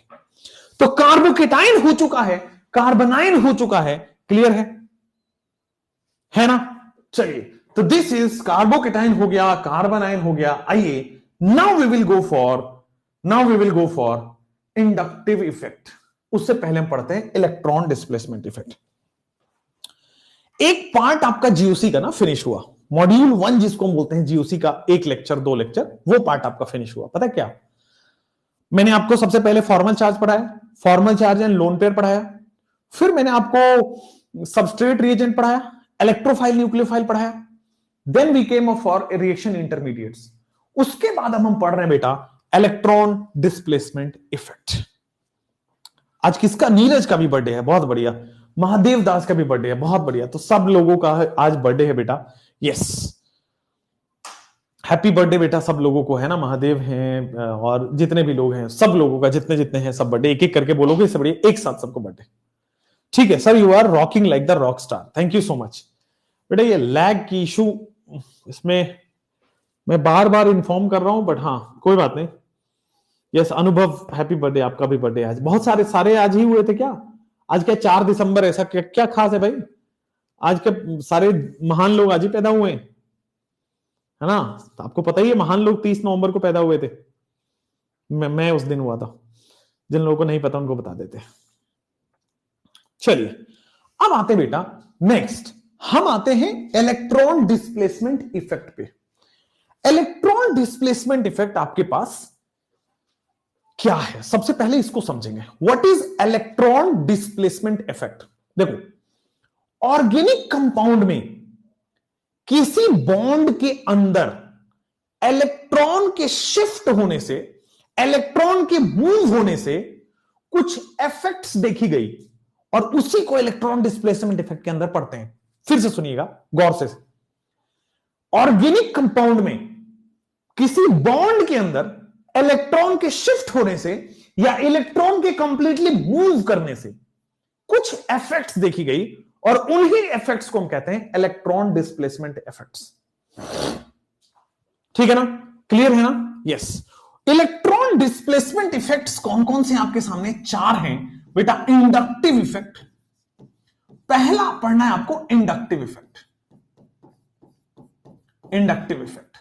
दूसरा बेटे आपके पास पढ़ना है रेजोनेंस या मीजोमेरिक इफेक्ट। दूसरा आपको पढ़ना है बेटा रेजोनेंस स्लैश मीजोमेरिक इफेक्ट। ठीक है, पहला आपको पढ़ना है इंडक्टिव इफेक्ट, दूसरा पढ़ना है रेजोनेंस या मीजोमेरिक इफेक्ट, तीसरा बेटे आपको पढ़ना है हाइपर कंजुगेशन, तीसरा आपको पढ़ना है हाइपर कंजुगेशन इफेक्ट। ठीक है, ये सारे इफेक्ट बॉन्ड के इलेक्ट्रॉन्स के शिफ्ट या मूव होने से होता है। ठीक है, कई जगह इलेक्ट्रॉन शिफ्ट होगा, कई जगह इलेक्ट्रॉन मूव होगा। आइए चौथा मैं आपको पढ़ाऊंगा इलेक्ट्रोमेरिक इफेक्ट। तो आपके सिलेबस में कुल मिला के 4 इफेक्ट ही पढ़ना है। इलेक्ट्रॉन के मूव होने से या शिफ्ट होने से, इलेक्ट्रॉन के मूव होने से या शिफ्ट होने से ये 4 इफेक्ट ही बनता है और वही आपको पढ़ना है। ये जो 4 इफेक्ट में से ये जो 3 हैं, ये जो 4 इफेक्ट हैं उसमें से जो एक सेकंड, ये जो 4 इफेक्ट हैं उसमें से जो 3 हैं वो आपके सामने बेटे परमानेंट इफेक्ट है। ये जो 4 इफेक्ट हैं और उसमें से जो 3 हैं वो बेटे आपके सामने परमानेंट इफेक्ट है। अच्छा जी, परमानेंट इफेक्ट। उसके बाद जो इलेक्ट्रोमेरिक इफेक्ट है वो बेटा आपके सामने टेम्पररी इफेक्ट है। ये जो चौथा इफेक्ट है that will be your temporary effect. Yes और नो? ये परमानेंट इफेक्ट है, ये टेम्पररी इफेक्ट है। ठीक, अब ये क्या है परमानेंट और टेम्पररी क्या है? देखो, परमानेंट इफेक्ट वो इफेक्ट है कि एक बार इलेक्ट्रॉन शिफ्ट हो गया तो वो हमेशा हमेशा के लिए रहेगा कंपाउंड के अंदर। ये वाला इफेक्ट एक बार हो गया तो हमेशा हमेशा के लिए होगा कंपाउंड के अंदर, परमानेंट शिफ्ट हो जाता है। इलेक्ट्रॉन परमानेंट होता है यहां पे शिफ्टिंग और मूविंग। और ये क्या है सर? इलेक्ट्रोमेरिक लास्ट वाला ये होता है फिर रिवर्स भी हो जाता है। मतलब हमने इलेक्ट्रॉन की शिफ्टिंग की, वापस भी आ सकता है इलेक्ट्रॉन, तो दैट इज इलेक्ट्रोमेरिक। बट ये तीनों जो हैं ये आपके परमानेंट इफेक्ट हैं। एक बार इलेक्ट्रॉन मूव कर गया, शिफ्ट कर गया तो परमानेंटली मूव करेगा। अब इसके अंदर भी एक क्लासिफिकेशन है, one more classification in this is inductive effect में। इंडक्टिव इफेक्ट में पहला जो आने वाला है that is shifting of electron. Inductive effect में जो पहला होगा that is shifting of electron होगा। यहां पे इलेक्ट्रॉन बस शिफ्ट होता है। इलेक्ट्रॉन एक जगह से दूसरी जगह नहीं जाएगा, मूव नहीं करेगा। इलेक्ट्रॉन बस टिल्ट हो जाएगा, शिफ्ट हो जाएगा, सरक जाएगा, बस वही रहेगा। इलेक्ट्रॉन मूव नहीं करता। इलेक्ट्रॉन की जस्ट थोड़ा सा झुक जाना, दैट इज शिफ्टिंग, टिल्टिंग या of electron inductive effect. But resonance में और हाइपर कंजुगेशन में इन दोनों के अंदर moving of electron takes place. यहां पे बेटा शिफ्टिंग ऑफ इलेक्ट्रॉन होता है और दूसरे वाले में बेटा मूविंग ऑफ इलेक्ट्रॉन होता है। पहले वाले में बच्चे क्या होता है? शिफ्टिंग ऑफ इलेक्ट्रॉन होता है पहले वाले में। यहां पे इलेक्ट्रॉन केवल और केवल शिफ्ट होगा, शिफ्टिंग ऑफ इलेक्ट्रॉन। और दूसरे वाले में बेटा आपके सामने क्या हो जाएगा? मूविंग ऑफ इलेक्ट्रॉन हो जाएगा। पहले वाले में शिफ्टिंग ऑफ इलेक्ट्रॉन, दूसरे वाले में मूविंग ऑफ इलेक्ट्रॉन हो जाएगा। एकदम सही है कि नहीं सही है? ठीक है। हाँ, अब एक एक करके बेटा पहले हम इंडक्टिव पढ़ते हैं और फिर उसके सवाल करेंगे, फिर हम रेजोनेंस मेसोमेरिक पढ़ेंगे, फिर उसके सवाल करेंगे, फिर हाइपर कंजुगेशन पढ़ेंगे, फिर उसके सवाल करेंगे, फिर इलेक्ट्रोमेरिक पढ़ेंगे, फिर उसके सवाल करेंगे। यही हमारा बेस है। ठीक है। अब इंडक्टिव के सवाल में stability of carbocation, carbon ion, free radical पढ़ेंगे। Stability of acidic strength, basic strength भी पढ़ेंगे। तो आपके इंडक्टिव इफेक्ट में 5 तरह के क्वेश्चन करेंगे। Stability of carbocation, carbon ion, free radical, acidic strength, basic strength. Here also 5 तरह के क्वेश्चन, हियर आल्सो 5 तरह के क्वेश्चन, हियर आल्सो। तो चलो इंडक्टिव इफेक्ट की बात करते हैं। What is inductive effect? अब सब लोग पेन कॉपी नीचे रख दे। पेन कॉपी को मतलब पेन को नीचे रख दे, कॉपी को ऐसा नहीं कि सर ठीक है आपने बोला हमने ये लो पलंग के नीचे डाल दिया, लो सर आपने बोला हमने कर दिया, है ना। पेन को नीचे रखें, नजर को ऊपर रखें और थोड़ी आंखों में देखें, सच्चाई दिखेगी ऑर्गेनिक केमिस्ट्री की। अब आइए इंडक्टिव इफेक्ट में पढ़ाने वाला हूं, सब लोग इधर फोकस करेंगे। कार्बन, उससे अगला कार्बन, पूरा ही लिख देता हूं CH3, उससे अगला बेटा CH2, उससे अगले को फिर से बोल रहा हूं मैं CH2, उससे अगले को मैं फिर से बोल रहा हूं CH2। एंड मान लीजिए यहां पे एक एलिमेंट E लगा हुआ है, ध्यान दीजिएगा, मान लीजिए एक एलिमेंट E लगा हुआ है और कंडीशन ये दी गई है, और कंडीशन ये दी गई है कि ये जो एलिमेंट E है, ये जो एलिमेंट E है, this is more electronegative than carbon. ये जो एलिमेंट E है it is more electronegative than carbon है। ये जो एलिमेंट E है बच्चा, ये कुछ नहीं, this is more electronegative than carbon है। CH3, CH2, CH2, CH2 और E, this element E is more electronegative than carbon. ध्यान से, अब ये मोर इलेक्ट्रोनेगेटिव देन कार्बन है, ये more electronegative less electronegative. Electrons किधर शिफ्ट होगा? अगर एक बॉन्ड में इलेक्ट्रोनेगेटिविटी डिफरेंस है तो इलेक्ट्रोनेगेटिविटी डिफरेंस की वजह से इलेक्ट्रॉन की शिफ्टिंग होती है टुवर्ड्स मोर इलेक्ट्रोनेगेटिव। अब यहां पे आ जाओ, इलेक्ट्रॉन्स की शिफ्टिंग हो जाती है towards more electronegative. What is inductive effect? किसी एक बॉन्ड के अंदर इलेक्ट्रॉन की शिफ्टिंग हो जाए towards more electronegative atom, this is inductive effect. What is inductive effect? किसी बॉन्ड के अंदर अगर इलेक्ट्रॉन की शिफ्टिंग हो जाए मोर इलेक्ट्रोनेगेटिव के अंदर, दिस इज इंडक्टिव इफेक्ट। अब ध्यान से सुनो यहां पे और इसके अंदर चलते हैं। सर ये मोर इलेक्ट्रोनेगेटिव है, इलेक्ट्रॉन्स यहां शिफ्ट हो गया तो क्या यहां पे डेल्टा माइनस आएगा? सर ये मोर इलेक्ट्रोनेगेटिव है तो इलेक्ट्रॉन्स यहां शिफ्ट हो गया तो क्या ये डेल्टा माइनस आएगा? हां। अगर यहां डेल्टा माइनस है तो क्या बेटे ये डेल्टा प्लस आने वाला है? अगर यहां डेल्टा माइनस आया तो क्या बेटे ये डेल्टा प्लस आने वाला है? अब आइएगा, यहां पे इलेक्ट्रॉन की कमी है, यहां पे इलेक्ट्रॉन की कमी है तो ये यहां से इलेक्ट्रॉन खींचेगा। ध्यान दीजिए, अब सब लोग फोर्सफुली यहां देखेंगे, फोर्सफुली बोल रहा हूं बच्चों, यहां पे माइनस प्लस समझ में आ गया, ये मोर इलेक्ट्रोनेगेटिव है कंसंट्रेशन। अब इस बॉन्ड पे फोकस करोगे सब लोग। Now the focus is here. Sir इस कार्बन पे डेल्टा प्लस है, इस पे कुछ भी नहीं है, यानी कि इस कार्बन पे इलेक्ट्रॉन की कमी हो गई, यानी कि इस कार्बन पे इलेक्ट्रॉन की कमी हो गई, ये इलेक्ट्रॉन खींचेगा ज्यादा। अब ये इलेक्ट्रॉन खींचेगा, देयरफॉर बेटे ये दोनों इलेक्ट्रॉन यहां शिफ्ट हो गए, उसके तरफ शिफ्ट हो गए। तो जब ये खींच रहा है तो इस पे आ गया डेल्टा ऑफ डेल्टा प्लस। समझ में आया? Delta of delta plus. Sir ध्यान दीजिए, अब इन दोनों कार्बन में इसके पास इलेक्ट्रॉन की कमी हो गई, अब ये इलेक्ट्रॉन खींचेगा तो ये मोर इलेक्ट्रोनेगेटिव हो गया, तो मोर इलेक्ट्रोनेगेटिव की तरफ इलेक्ट्रॉन शिफ्ट हो गया। अगर इलेक्ट्रॉन शिफ्ट हो गया तो क्या यहां पे डेल्टा ऑफ डेल्टा प्लस है। इन दोनों की बात करोगे तो सर इन दोनों में ये मोर इलेक्ट्रोनेगेटिव हो गया, ये इलेक्ट्रॉन खींच लेगा, तो क्या आपके सामने दिख रहा है बेटा delta of delta plus, delta of delta plus, है ना? क्या आपके सामने यही दिख रहा है? एकदम बढ़िया दिख रहा है, नो डाउट एट ऑल। क्या समझ में आया?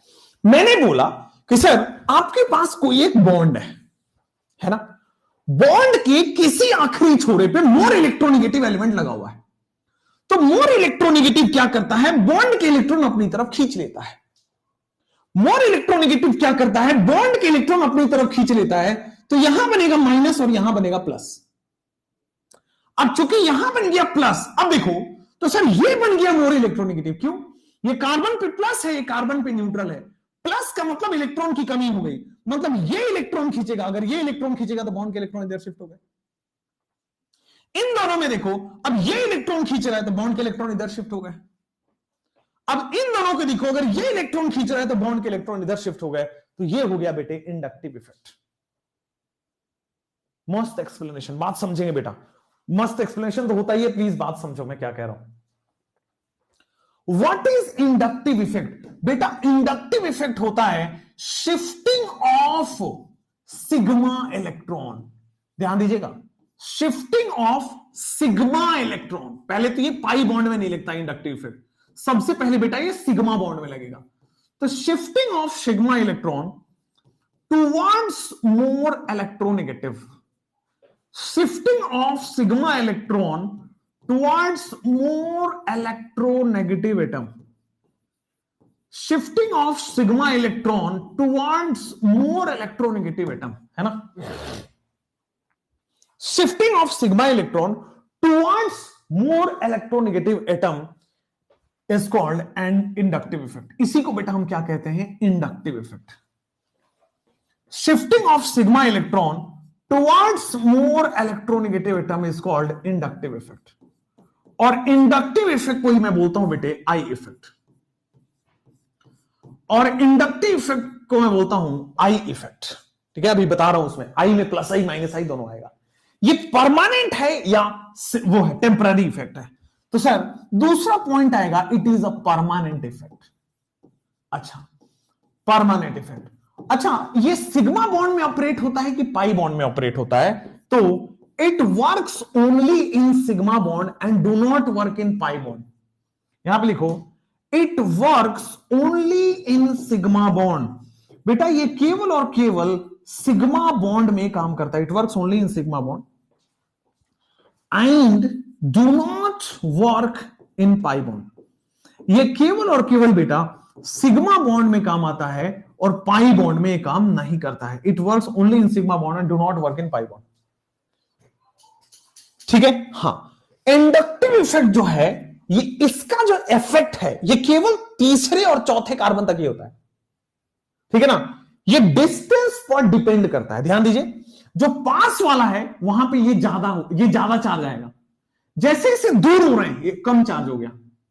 डेल्टा प्लस का भी डेल्टा, ये और कम हो गया। डेल्टा डेल्टा प्लस का भी डेल्टा, ये और कम हो गया। डेल्टा डेल्टा डेल्टा प्लस का भी डेल्टा। तो इंडक्टिव इफेक्ट एक डिस्टेंस डिपेंडेंट इफेक्ट है। जैसे जैसे दूर जाओगे इंडक्टिव इफेक्ट कम हो रहा है। Inductive effect it is a distance dependent, it is inductive effect, सीधा लिखो इट की जगह, inductive effect is a distance dependent effect. Inductive effect is a distance dependent. Inductive effect जो है बेटा वो आपके सामने, it is a distance dependent effect. Inductive effect is a distance dependent effect, है ना? यानी कि ध्यान दोगे बच्चों आप, क्या होगा, आई इफेक्ट जो होगा, inductive effect is a distance, I effect that is inversely proportional to distance. I effect will be inversely proportional to distance. Inductive effect will be distance dependent, यानी कि इनवर्सली प्रोपोर्शनल। जितना ज्यादा दूर जाओगे, है ना, it is only effective up to 3 और 4 carbon. यहां पे देखो, इट इज ओनली इफेक्टिव, उसके बाद ये नल हो जाता है, जीरो हो जाता है। ठीक है? It is only effective up to 3 और 4 कार्बन। केवल 3 या 4 कार्बन तक ही इफेक्टिवली काम करता है इंडक्टिव इफेक्ट। देखो यहां पे ये मोर इलेक्ट्रोनेगेटिव पास में लगा है, ज्यादा प्लस चार्ज आएगा। ये और कम प्लस हो गया, ये और कम हो गया, ये सबसे कम हो गया और इसके बाद जीरो हो जाता है। इंडक्टिव इफेक्ट जीरो हो जाता है। हाँ, not applicable after 4 carbon, but ठीक है, it is only effective up to 4 carbon भी सही है। ठीक है? क्लियर है? No problem. एक तो ये हो गया, एक तो ये इंडक्टिव इफेक्ट हो गया। एक दूसरा इंडक्टिव इफेक्ट का भी विजुअलाइजेशन कराना चाहता हूं, ध्यान दीजिए। एक दूसरा इंडक्टिव इफेक्ट भी होता है, वो क्या होता है सर, उसके बारे में पढ़ते हैं। ध्यान से सब लोग इधर देखेंगे। मान लीजिए मैं ये देख रहा हूं CH3, फिर लिख रहा हूं बेटा मैं CH2, फिर मैं लिख रहा हूं बेटा CH2, फिर मैं लिख रहा हूं बेटा CH2। ठीक है ना? कितने हो गए? 1 2 3 4 हो गए हमारे पास, और फिर एक एलिमेंट E लगा हुआ।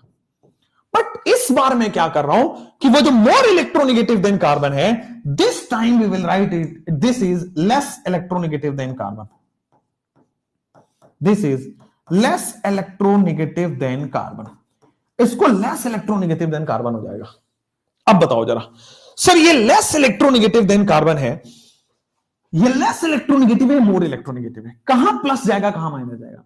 मोर इलेक्ट्रोनेगेटिव के पास इलेक्ट्रॉन शिफ्ट हो जाएगा। मोर इलेक्ट्रोनेगेटिव के पास तो यहां पे आ जाएगा प्लस और यहां पे आ जाएगा माइनस। ये बात ठीक है बेटा?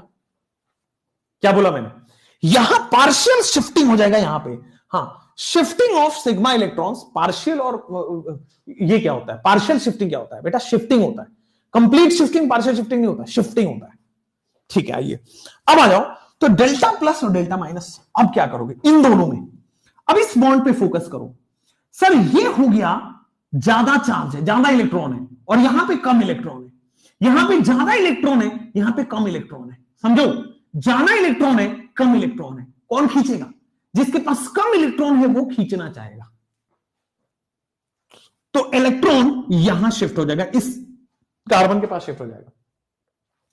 अगर इलेक्ट्रॉन कार्बन के पास शिफ्ट हो गया तो डेल्टा ऑफ डेल्टा माइनस। अब इन दोनों बॉन्ड में देखो, यहां राइट में ज्यादा है, लेफ्ट में कम है, तो इलेक्ट्रॉन कौन खींचेगा? कम वाला। तो इधर इलेक्ट्रॉन शिफ्ट हो गया और जिधर इलेक्ट्रॉन शिफ्ट हो जाएगा वहां हो जाएगा delta of delta of delta minus. इन दोनों में इधर इलेक्ट्रॉन शिफ्ट हो जाएगा and therefore it will be delta of delta of delta of delta minus. बोलो साथ में, एकदम बढ़िया है। Shifting of sigma electron towards more electronegative ही इंडक्टिव होता है। अब इंडक्टिव में दो केस बन सकते हैं। हो सकता है जो एलिमेंट लगा हो वो ज्यादा इलेक्ट्रोनेगेटिव हो, इलेक्ट्रॉन खींच रहा हो, और हो सकता है जो एलिमेंट जुड़ा हो वो कम इलेक्ट्रोनेगेटिव है, यानी कि इलेक्ट्रॉन दे रहा हो। तो दोनों ही हो सकते हैं। अगर इलेक्ट्रॉन खींच रहा है दैट मींस माइनस आई बोलते हैं उसको। देखिएगा केस नंबर वन मैंने आपको सबसे पहले पढ़ाया इंडक्टिव इफेक्ट में। एक ऐसा केस है जहां पे इलेक्ट्रॉन खींच रहा है। फिर मेरे सामने आएगा केस नंबर 2, एक ऐसा केस है जहां पे इलेक्ट्रॉन दे रहा है।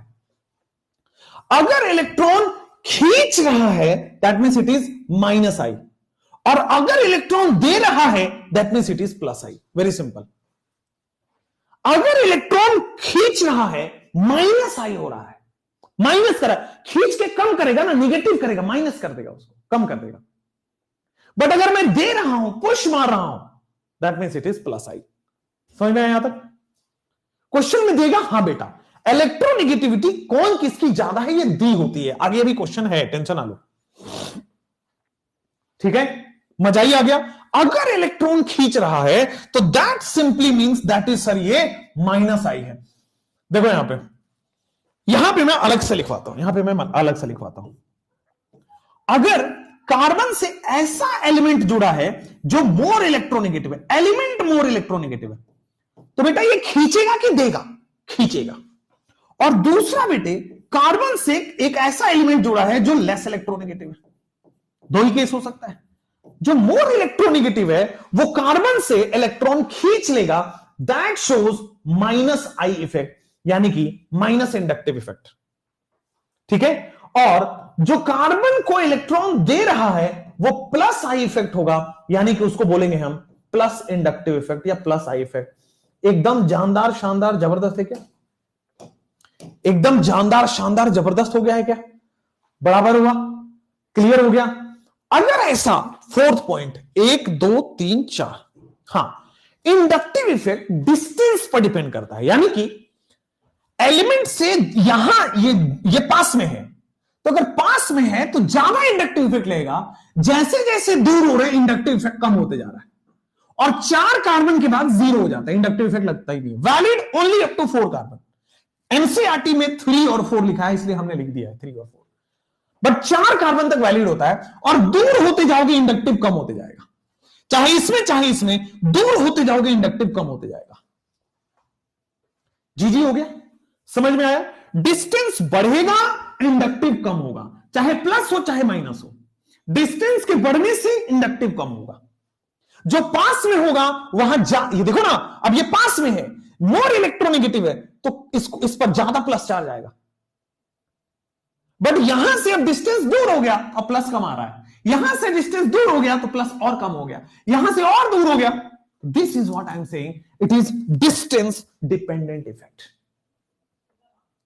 माइनस आई और प्लस आई की बात करते हैं। देखो अगर अगर अगर अगर मान लो मेरे पास 100 रुपए हैं, मेरे पास मान लो 4 रुपए हैं, और मेरे पास कोई एक ऐसा आदमी आया जो मेरा 1 इलेक्ट्रॉन ले गया, मेरा 1 रुपया ले गया, तो मैं 3 इलेक्ट्रॉन बच गया, मैं माइनस हो चुका हूं।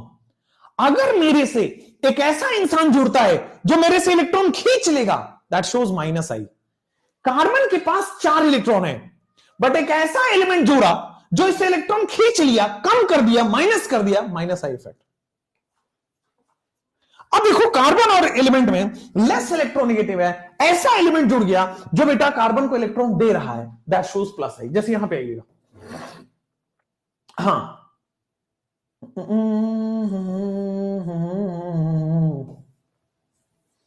इंडक्टिव इफेक्ट की, इंडक्टिव इफेक्ट में अब जैसे ये है, मान लीजिए क्वेश्चन, ये जरा पूछ रहा है सवाल,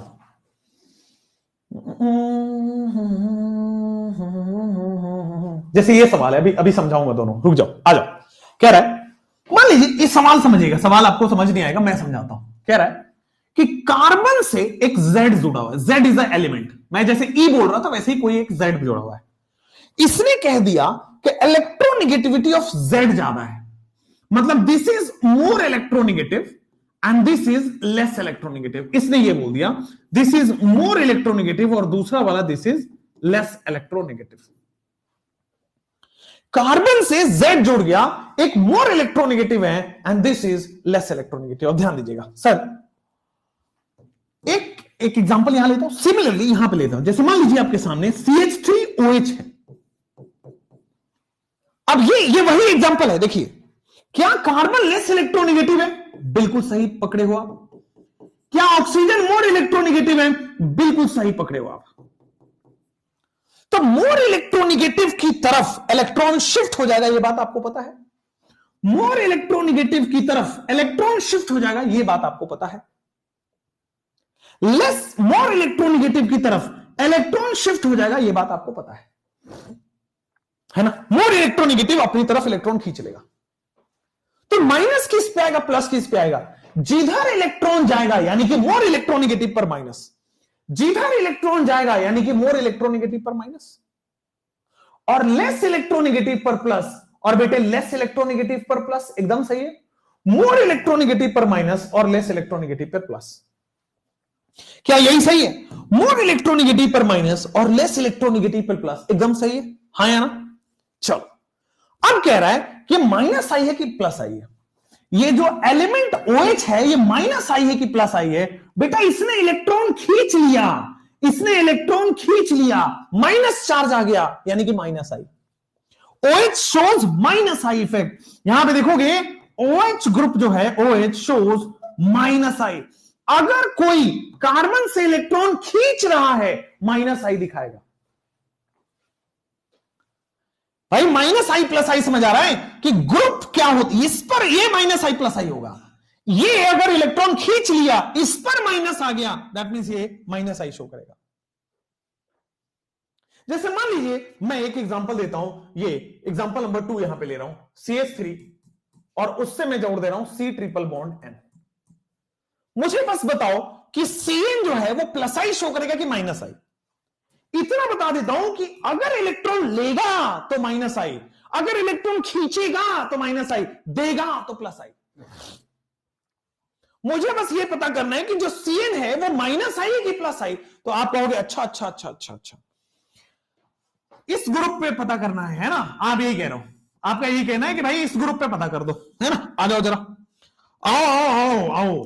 तो बेटा ये sp कार्बन है, मोर इलेक्ट्रोनेगेटिव कार्बन है, ठीक है ना। More electronegative sp hybridised carbon है या कार्बन बोलते हैं, और इसको बोलते हैं बेटा लेस इलेक्ट्रोनेगेटिव sp3 कार्बन, ठीक है ना। More electronegative sp carbon and less electronegative sp3 carbon, एकदम सही है क्या? More electronegative sp carbon and less electronegative sp3 carbon, हाँ या ना? बोलो बेटा, समझ में आ रहा है? अच्छा, अब मोर इलेक्ट्रोनेगेटिव है तो क्या वो इलेक्ट्रॉन खींच लेगा? डेल्टा माइनस होगा। लेस इलेक्ट्रोनेगेटिव है तो क्या इलेक्ट्रॉन खींच लेगा? डेल्टा प्लस होगा। तो बेटे जो इलेक्ट्रॉन खींच रहा है वो माइनस आई होगा कि प्लस आई होगा? तो जो इलेक्ट्रॉन खींचता है बेटा वो माइनस आई शो करता है, तो CN shows minus I effect. जो साइनाइड है CN वो माइनस आई इफेक्ट शो करता है। बोल दो ना जरा दिल ने ये है छुपा, मैं किसी भूल। सर पाई इलेक्ट्रॉन पे काम नहीं करेगा ना? बिल्कुल नहीं, कहीं भी पाई। अच्छा आप कह रहे हो कि सर यहां पाई इलेक्ट्रॉन है, मैंने कहा बेटा पाई इलेक्ट्रॉन पर कहां काम कर रहा है? ये तो सिग्मा इलेक्ट्रॉन की शिफ्टिंग पर काम कर रहा है। क्या कभी मैंने पाई इलेक्ट्रॉन की शिफ्टिंग बोली? नहीं। क्या मैंने सिग्मा इलेक्ट्रॉन की शिफ्टिंग बोली? हां। तो अगर सिग्मा इलेक्ट्रॉन की शिफ्टिंग होगी तो इंडक्टिव होगी ना भाई। समझ में आया है कि नहीं आया है बेटा? आया आया कि बस आता ही रह गया?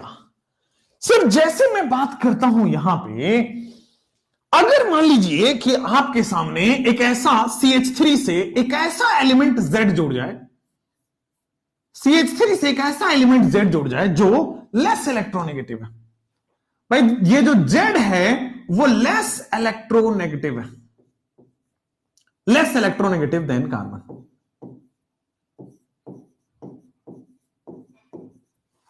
अब ये मोर इलेक्ट्रोनेगेटिव है, तो क्या मोर इलेक्ट्रोनेगेटिव की तरफ कार्बन शिफ्ट हो गया? मोर इलेक्ट्रोनेगेटिव पे माइनस और लेस इलेक्ट्रोनेगेटिव पे प्लस हो गया है। मोर इलेक्ट्रोनेगेटिव पे माइनस और लेस इलेक्ट्रोनेगेटिव पे प्लस हो गया है, एकदम बढ़िया हो गया है, हाँ या ना? मोर इलेक्ट्रोनेगेटिव पे माइनस और लेस इलेक्ट्रोनेगेटिव पे प्लस, ये हो गया है लेस इलेक्ट्रोनेगेटिव देन कार्बन। ठीक है सर, अब ये इलेक्ट्रॉन खींच रहा है कि दे रहा है? जो ग्रुप है वो इलेक्ट्रॉन अब एक तरह से दे रहा है ना? हाँ, अब अगर ये इलेक्ट्रॉन दे रहा है that means this group shows plus I. अगर इलेक्ट्रॉन दे रहा है then this group shows plus I. हाँ या ना बेटा? बेटा ए बेटा, आगे बढ़िए, आगे बढ़ते हैं सर। अब मैं सबसे पहले इंडक्टिव इफेक्ट का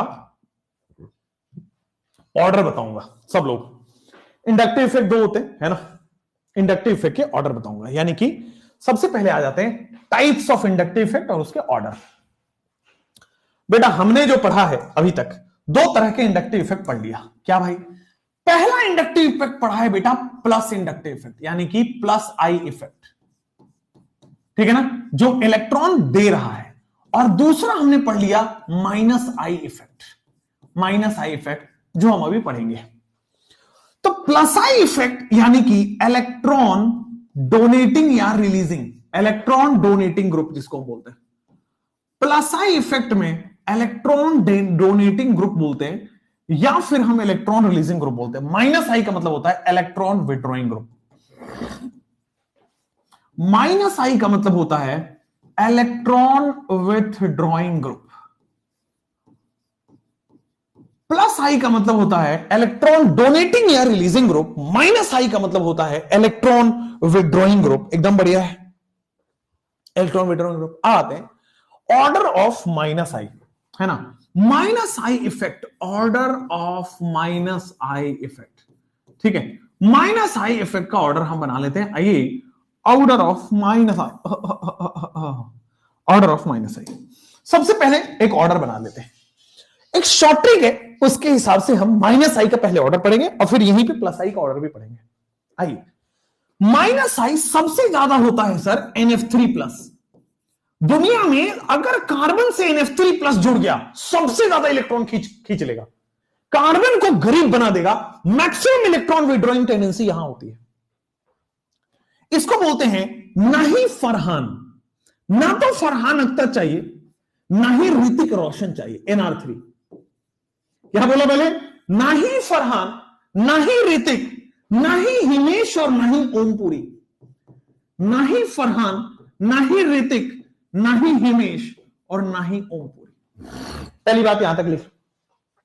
इंडक्टिव इफेक्ट का ऑर्डर लिखवा रहा हूं, ना ही फरहान, ना ही ऋतिक, ना ही हिमेश, ना ही ओमपुरी।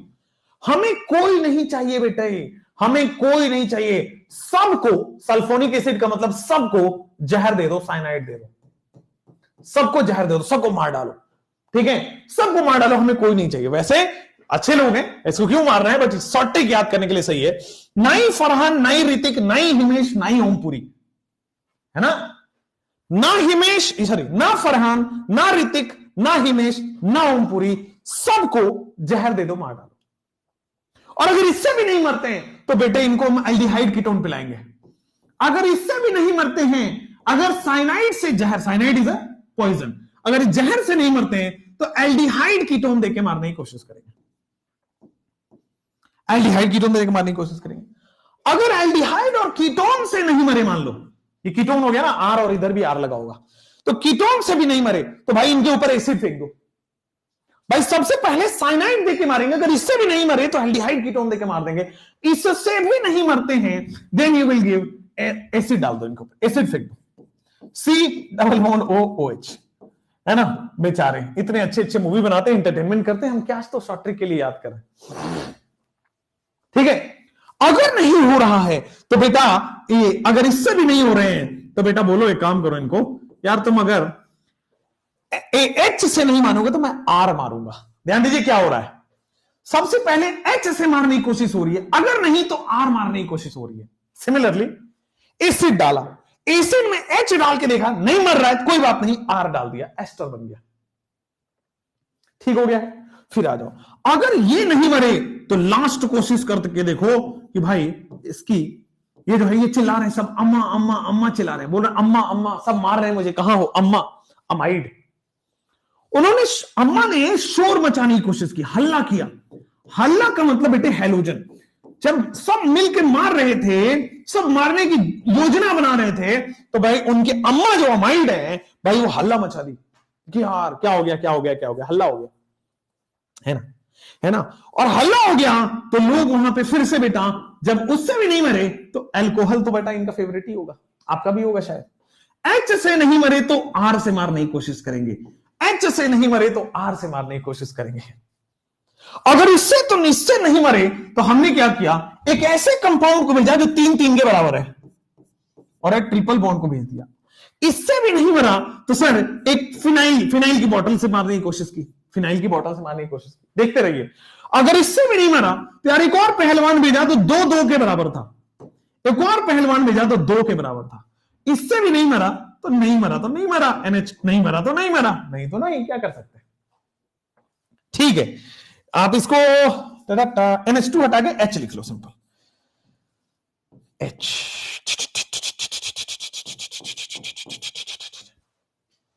क्या बोला, ध्यान से देखना, ध्यान से देखना सब लोग।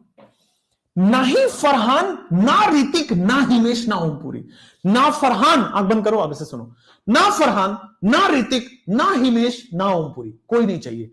सब के सब सल्फोनिक एसिड, सब के सब को मार दो, साइनाइड जहर दे दो। साइनाइड जहर होता है आपको पता है, साइनाइड जहर दे दो। अगर नहीं मरते हैं तो बेटा इनको एल्डिहाइड पिलाओ, एक बार एल्डिहाइड पिला के कोशिश करो मारने की, तो एल्डिहाइड और कीटोन आएगा। जब एल्डिहाइड आएगा तो कीटोन आएगा। H हटा के R डालना है, बस H हटा के R डाल दिया। इससे भी नहीं मरते तो एसिड डालो, एसिड में H हटा के R डाला, एस्टर बन गया। फिर वो भी हटा के NH2 डाला तो इनकी जो अम्मा अमाइड बन गई। तो जब अम्मा आई है तो हल्ला मचा दी, हैलोजन, हल्ला हैलोजन, हल्ला हल्ला हैलोजन हो गया, FCl Br। इससे भी नहीं मरे तो बेटा अल्कोहल की बोतल फेंक के मारो, OH। H हटा के R डाल के मारने की कोशिश करो, OHOR। उससे भी नहीं मरे तो फिर आप 3 आदमियों को भेजो, ट्रिपल बॉन्ड को भेजो। उससे भी नहीं मरे, फिनाइल की बोतल फेंक के मारो। उससे भी नहीं मरे, डबल बॉन्ड 2 लोगों को भेजो। और फिर उसके बाद नहीं तो हाइड्रोजन, हार मान जाओ, नहीं तो हार मान जाओ, हाइड्रोजन। सबसे इसका इंडक्टिव इफेक्ट बेटा 0 होता है, ध्यान दीजिएगा, इसका इंडक्टिव इफेक्ट 0 होता है, 0 इंडक्टिव इफेक्ट। हाइड्रोजन का इंडक्टिव इफेक्ट 0 होता है, ठीक है। ये बेसिकली ओरिजिन है, जैसे स्केल होता है ना, स्केल कि कहां से मेजरमेंट स्टार्ट करें, तो हाइड्रोजन का सबसे कम होता है। तो हाइड्रोजन से के रेस्पेक्ट में ये चार्ट बनता है, ये ऑर्डर बनता है। आया, पीएच से पहले NH2, हां पीएच से पहले आप NH2 भी डाल सकते हो, ये भी कर सकते हो, है ना। आप डालो तो यहां पे पीएच से पहले NH2 डाल दो।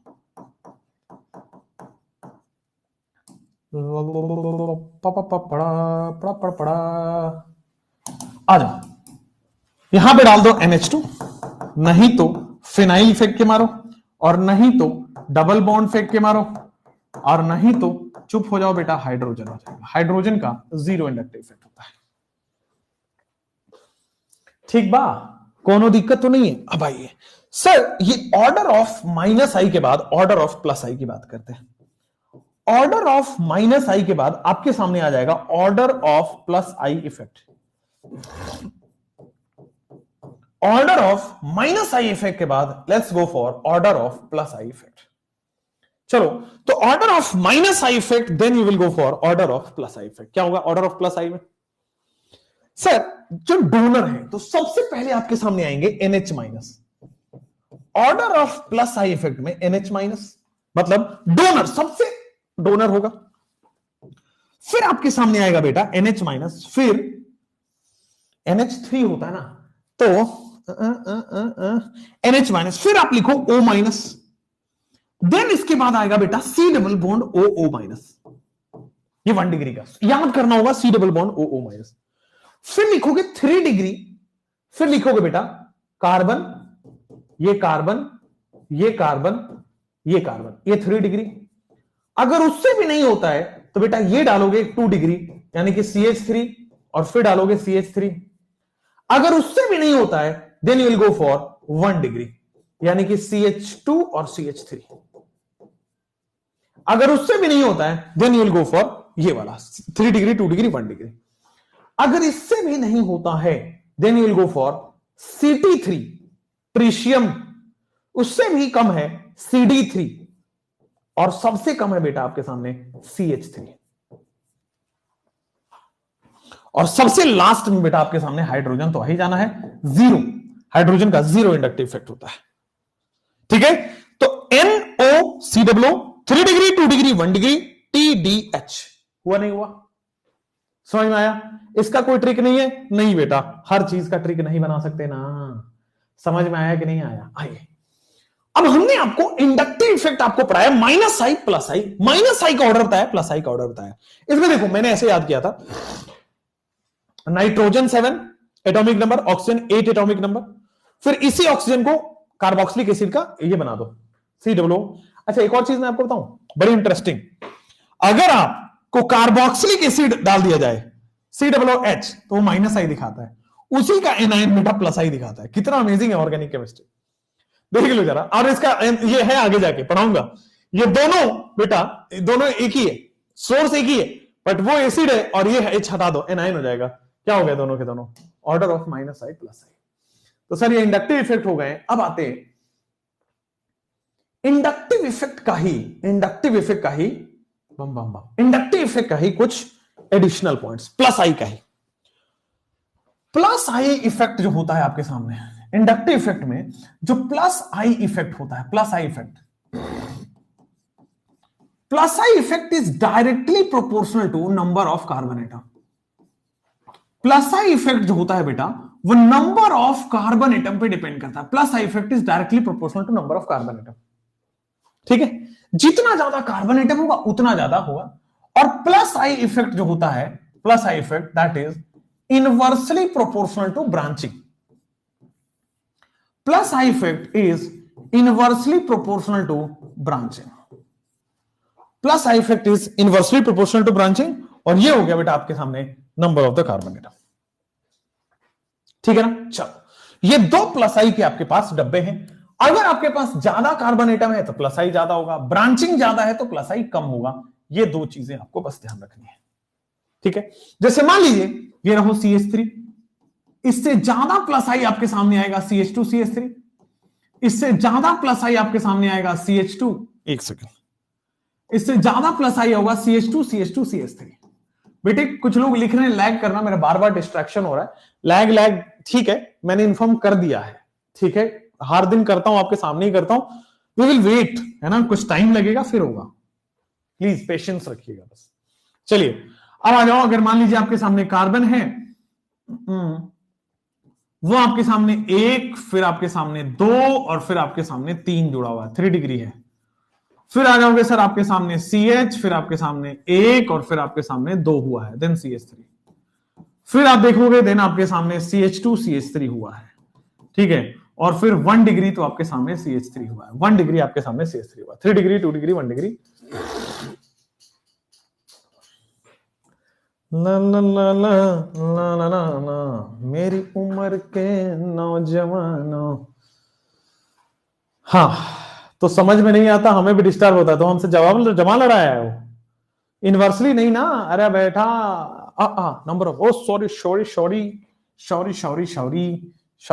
Sorry, directly proportional to number of branch, directly proportional to number of branch होगा। छौरी टाइम्स अप। तो आज हम बेटा यहीं तक पढ़ेंगे, कल इसके सारे सवाल करेंगे।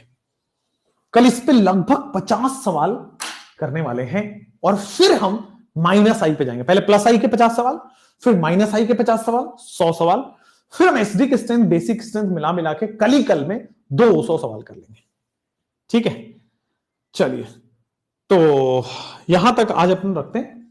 ठीक है, अगली क्लास अब आपकी स्टार्ट होगी थोड़ी देर बाद ही, तो आप उस क्लास को करिए और फिर हम मिलते हैं। होमवर्क नहीं बेटा, है ना, वो मेरे को सामने रह के कराना पड़ेगा। होमवर्क नहीं दे पाएंगे, वो सामने रह के कराना पड़ेगा। जो इसका एप्लीकेशन है ना, आपको बस क्या करना है आज में बेटा, ये दोनों ऑर्डर बस याद रख लीजिएगा। ये दोनों ऑर्डर 2-3 बार लिखेंगे ना तो याद हो जाएगा। ठीक है, बैक स्लाइड आपके पास यही बैक स्लाइड है बेटा, यही तो बैक स्लाइड है, और क्या है, ये वाला। चलिए, तो थैंक यू सो मच। मैं हमेशा देखो, मैंने एक किताब पढ़ा था एटॉमिक हैबिट्स, जो लोग इंस्टाग्राम पे फॉलो करते हैं उनको पता होगा। मैंने किताब अभी तुरंत खत्म किया है, एटॉमिक हैबिट्स। उसे बहुत अच्छी लर्निंग है, ठीक है, कि आप टारगेट्स पे फोकस करते हो कि यार मुझे ना डॉक्टर बनना है, इंजीनियर बनना है, अमीर बनना है, मुझे कामयाब होना है।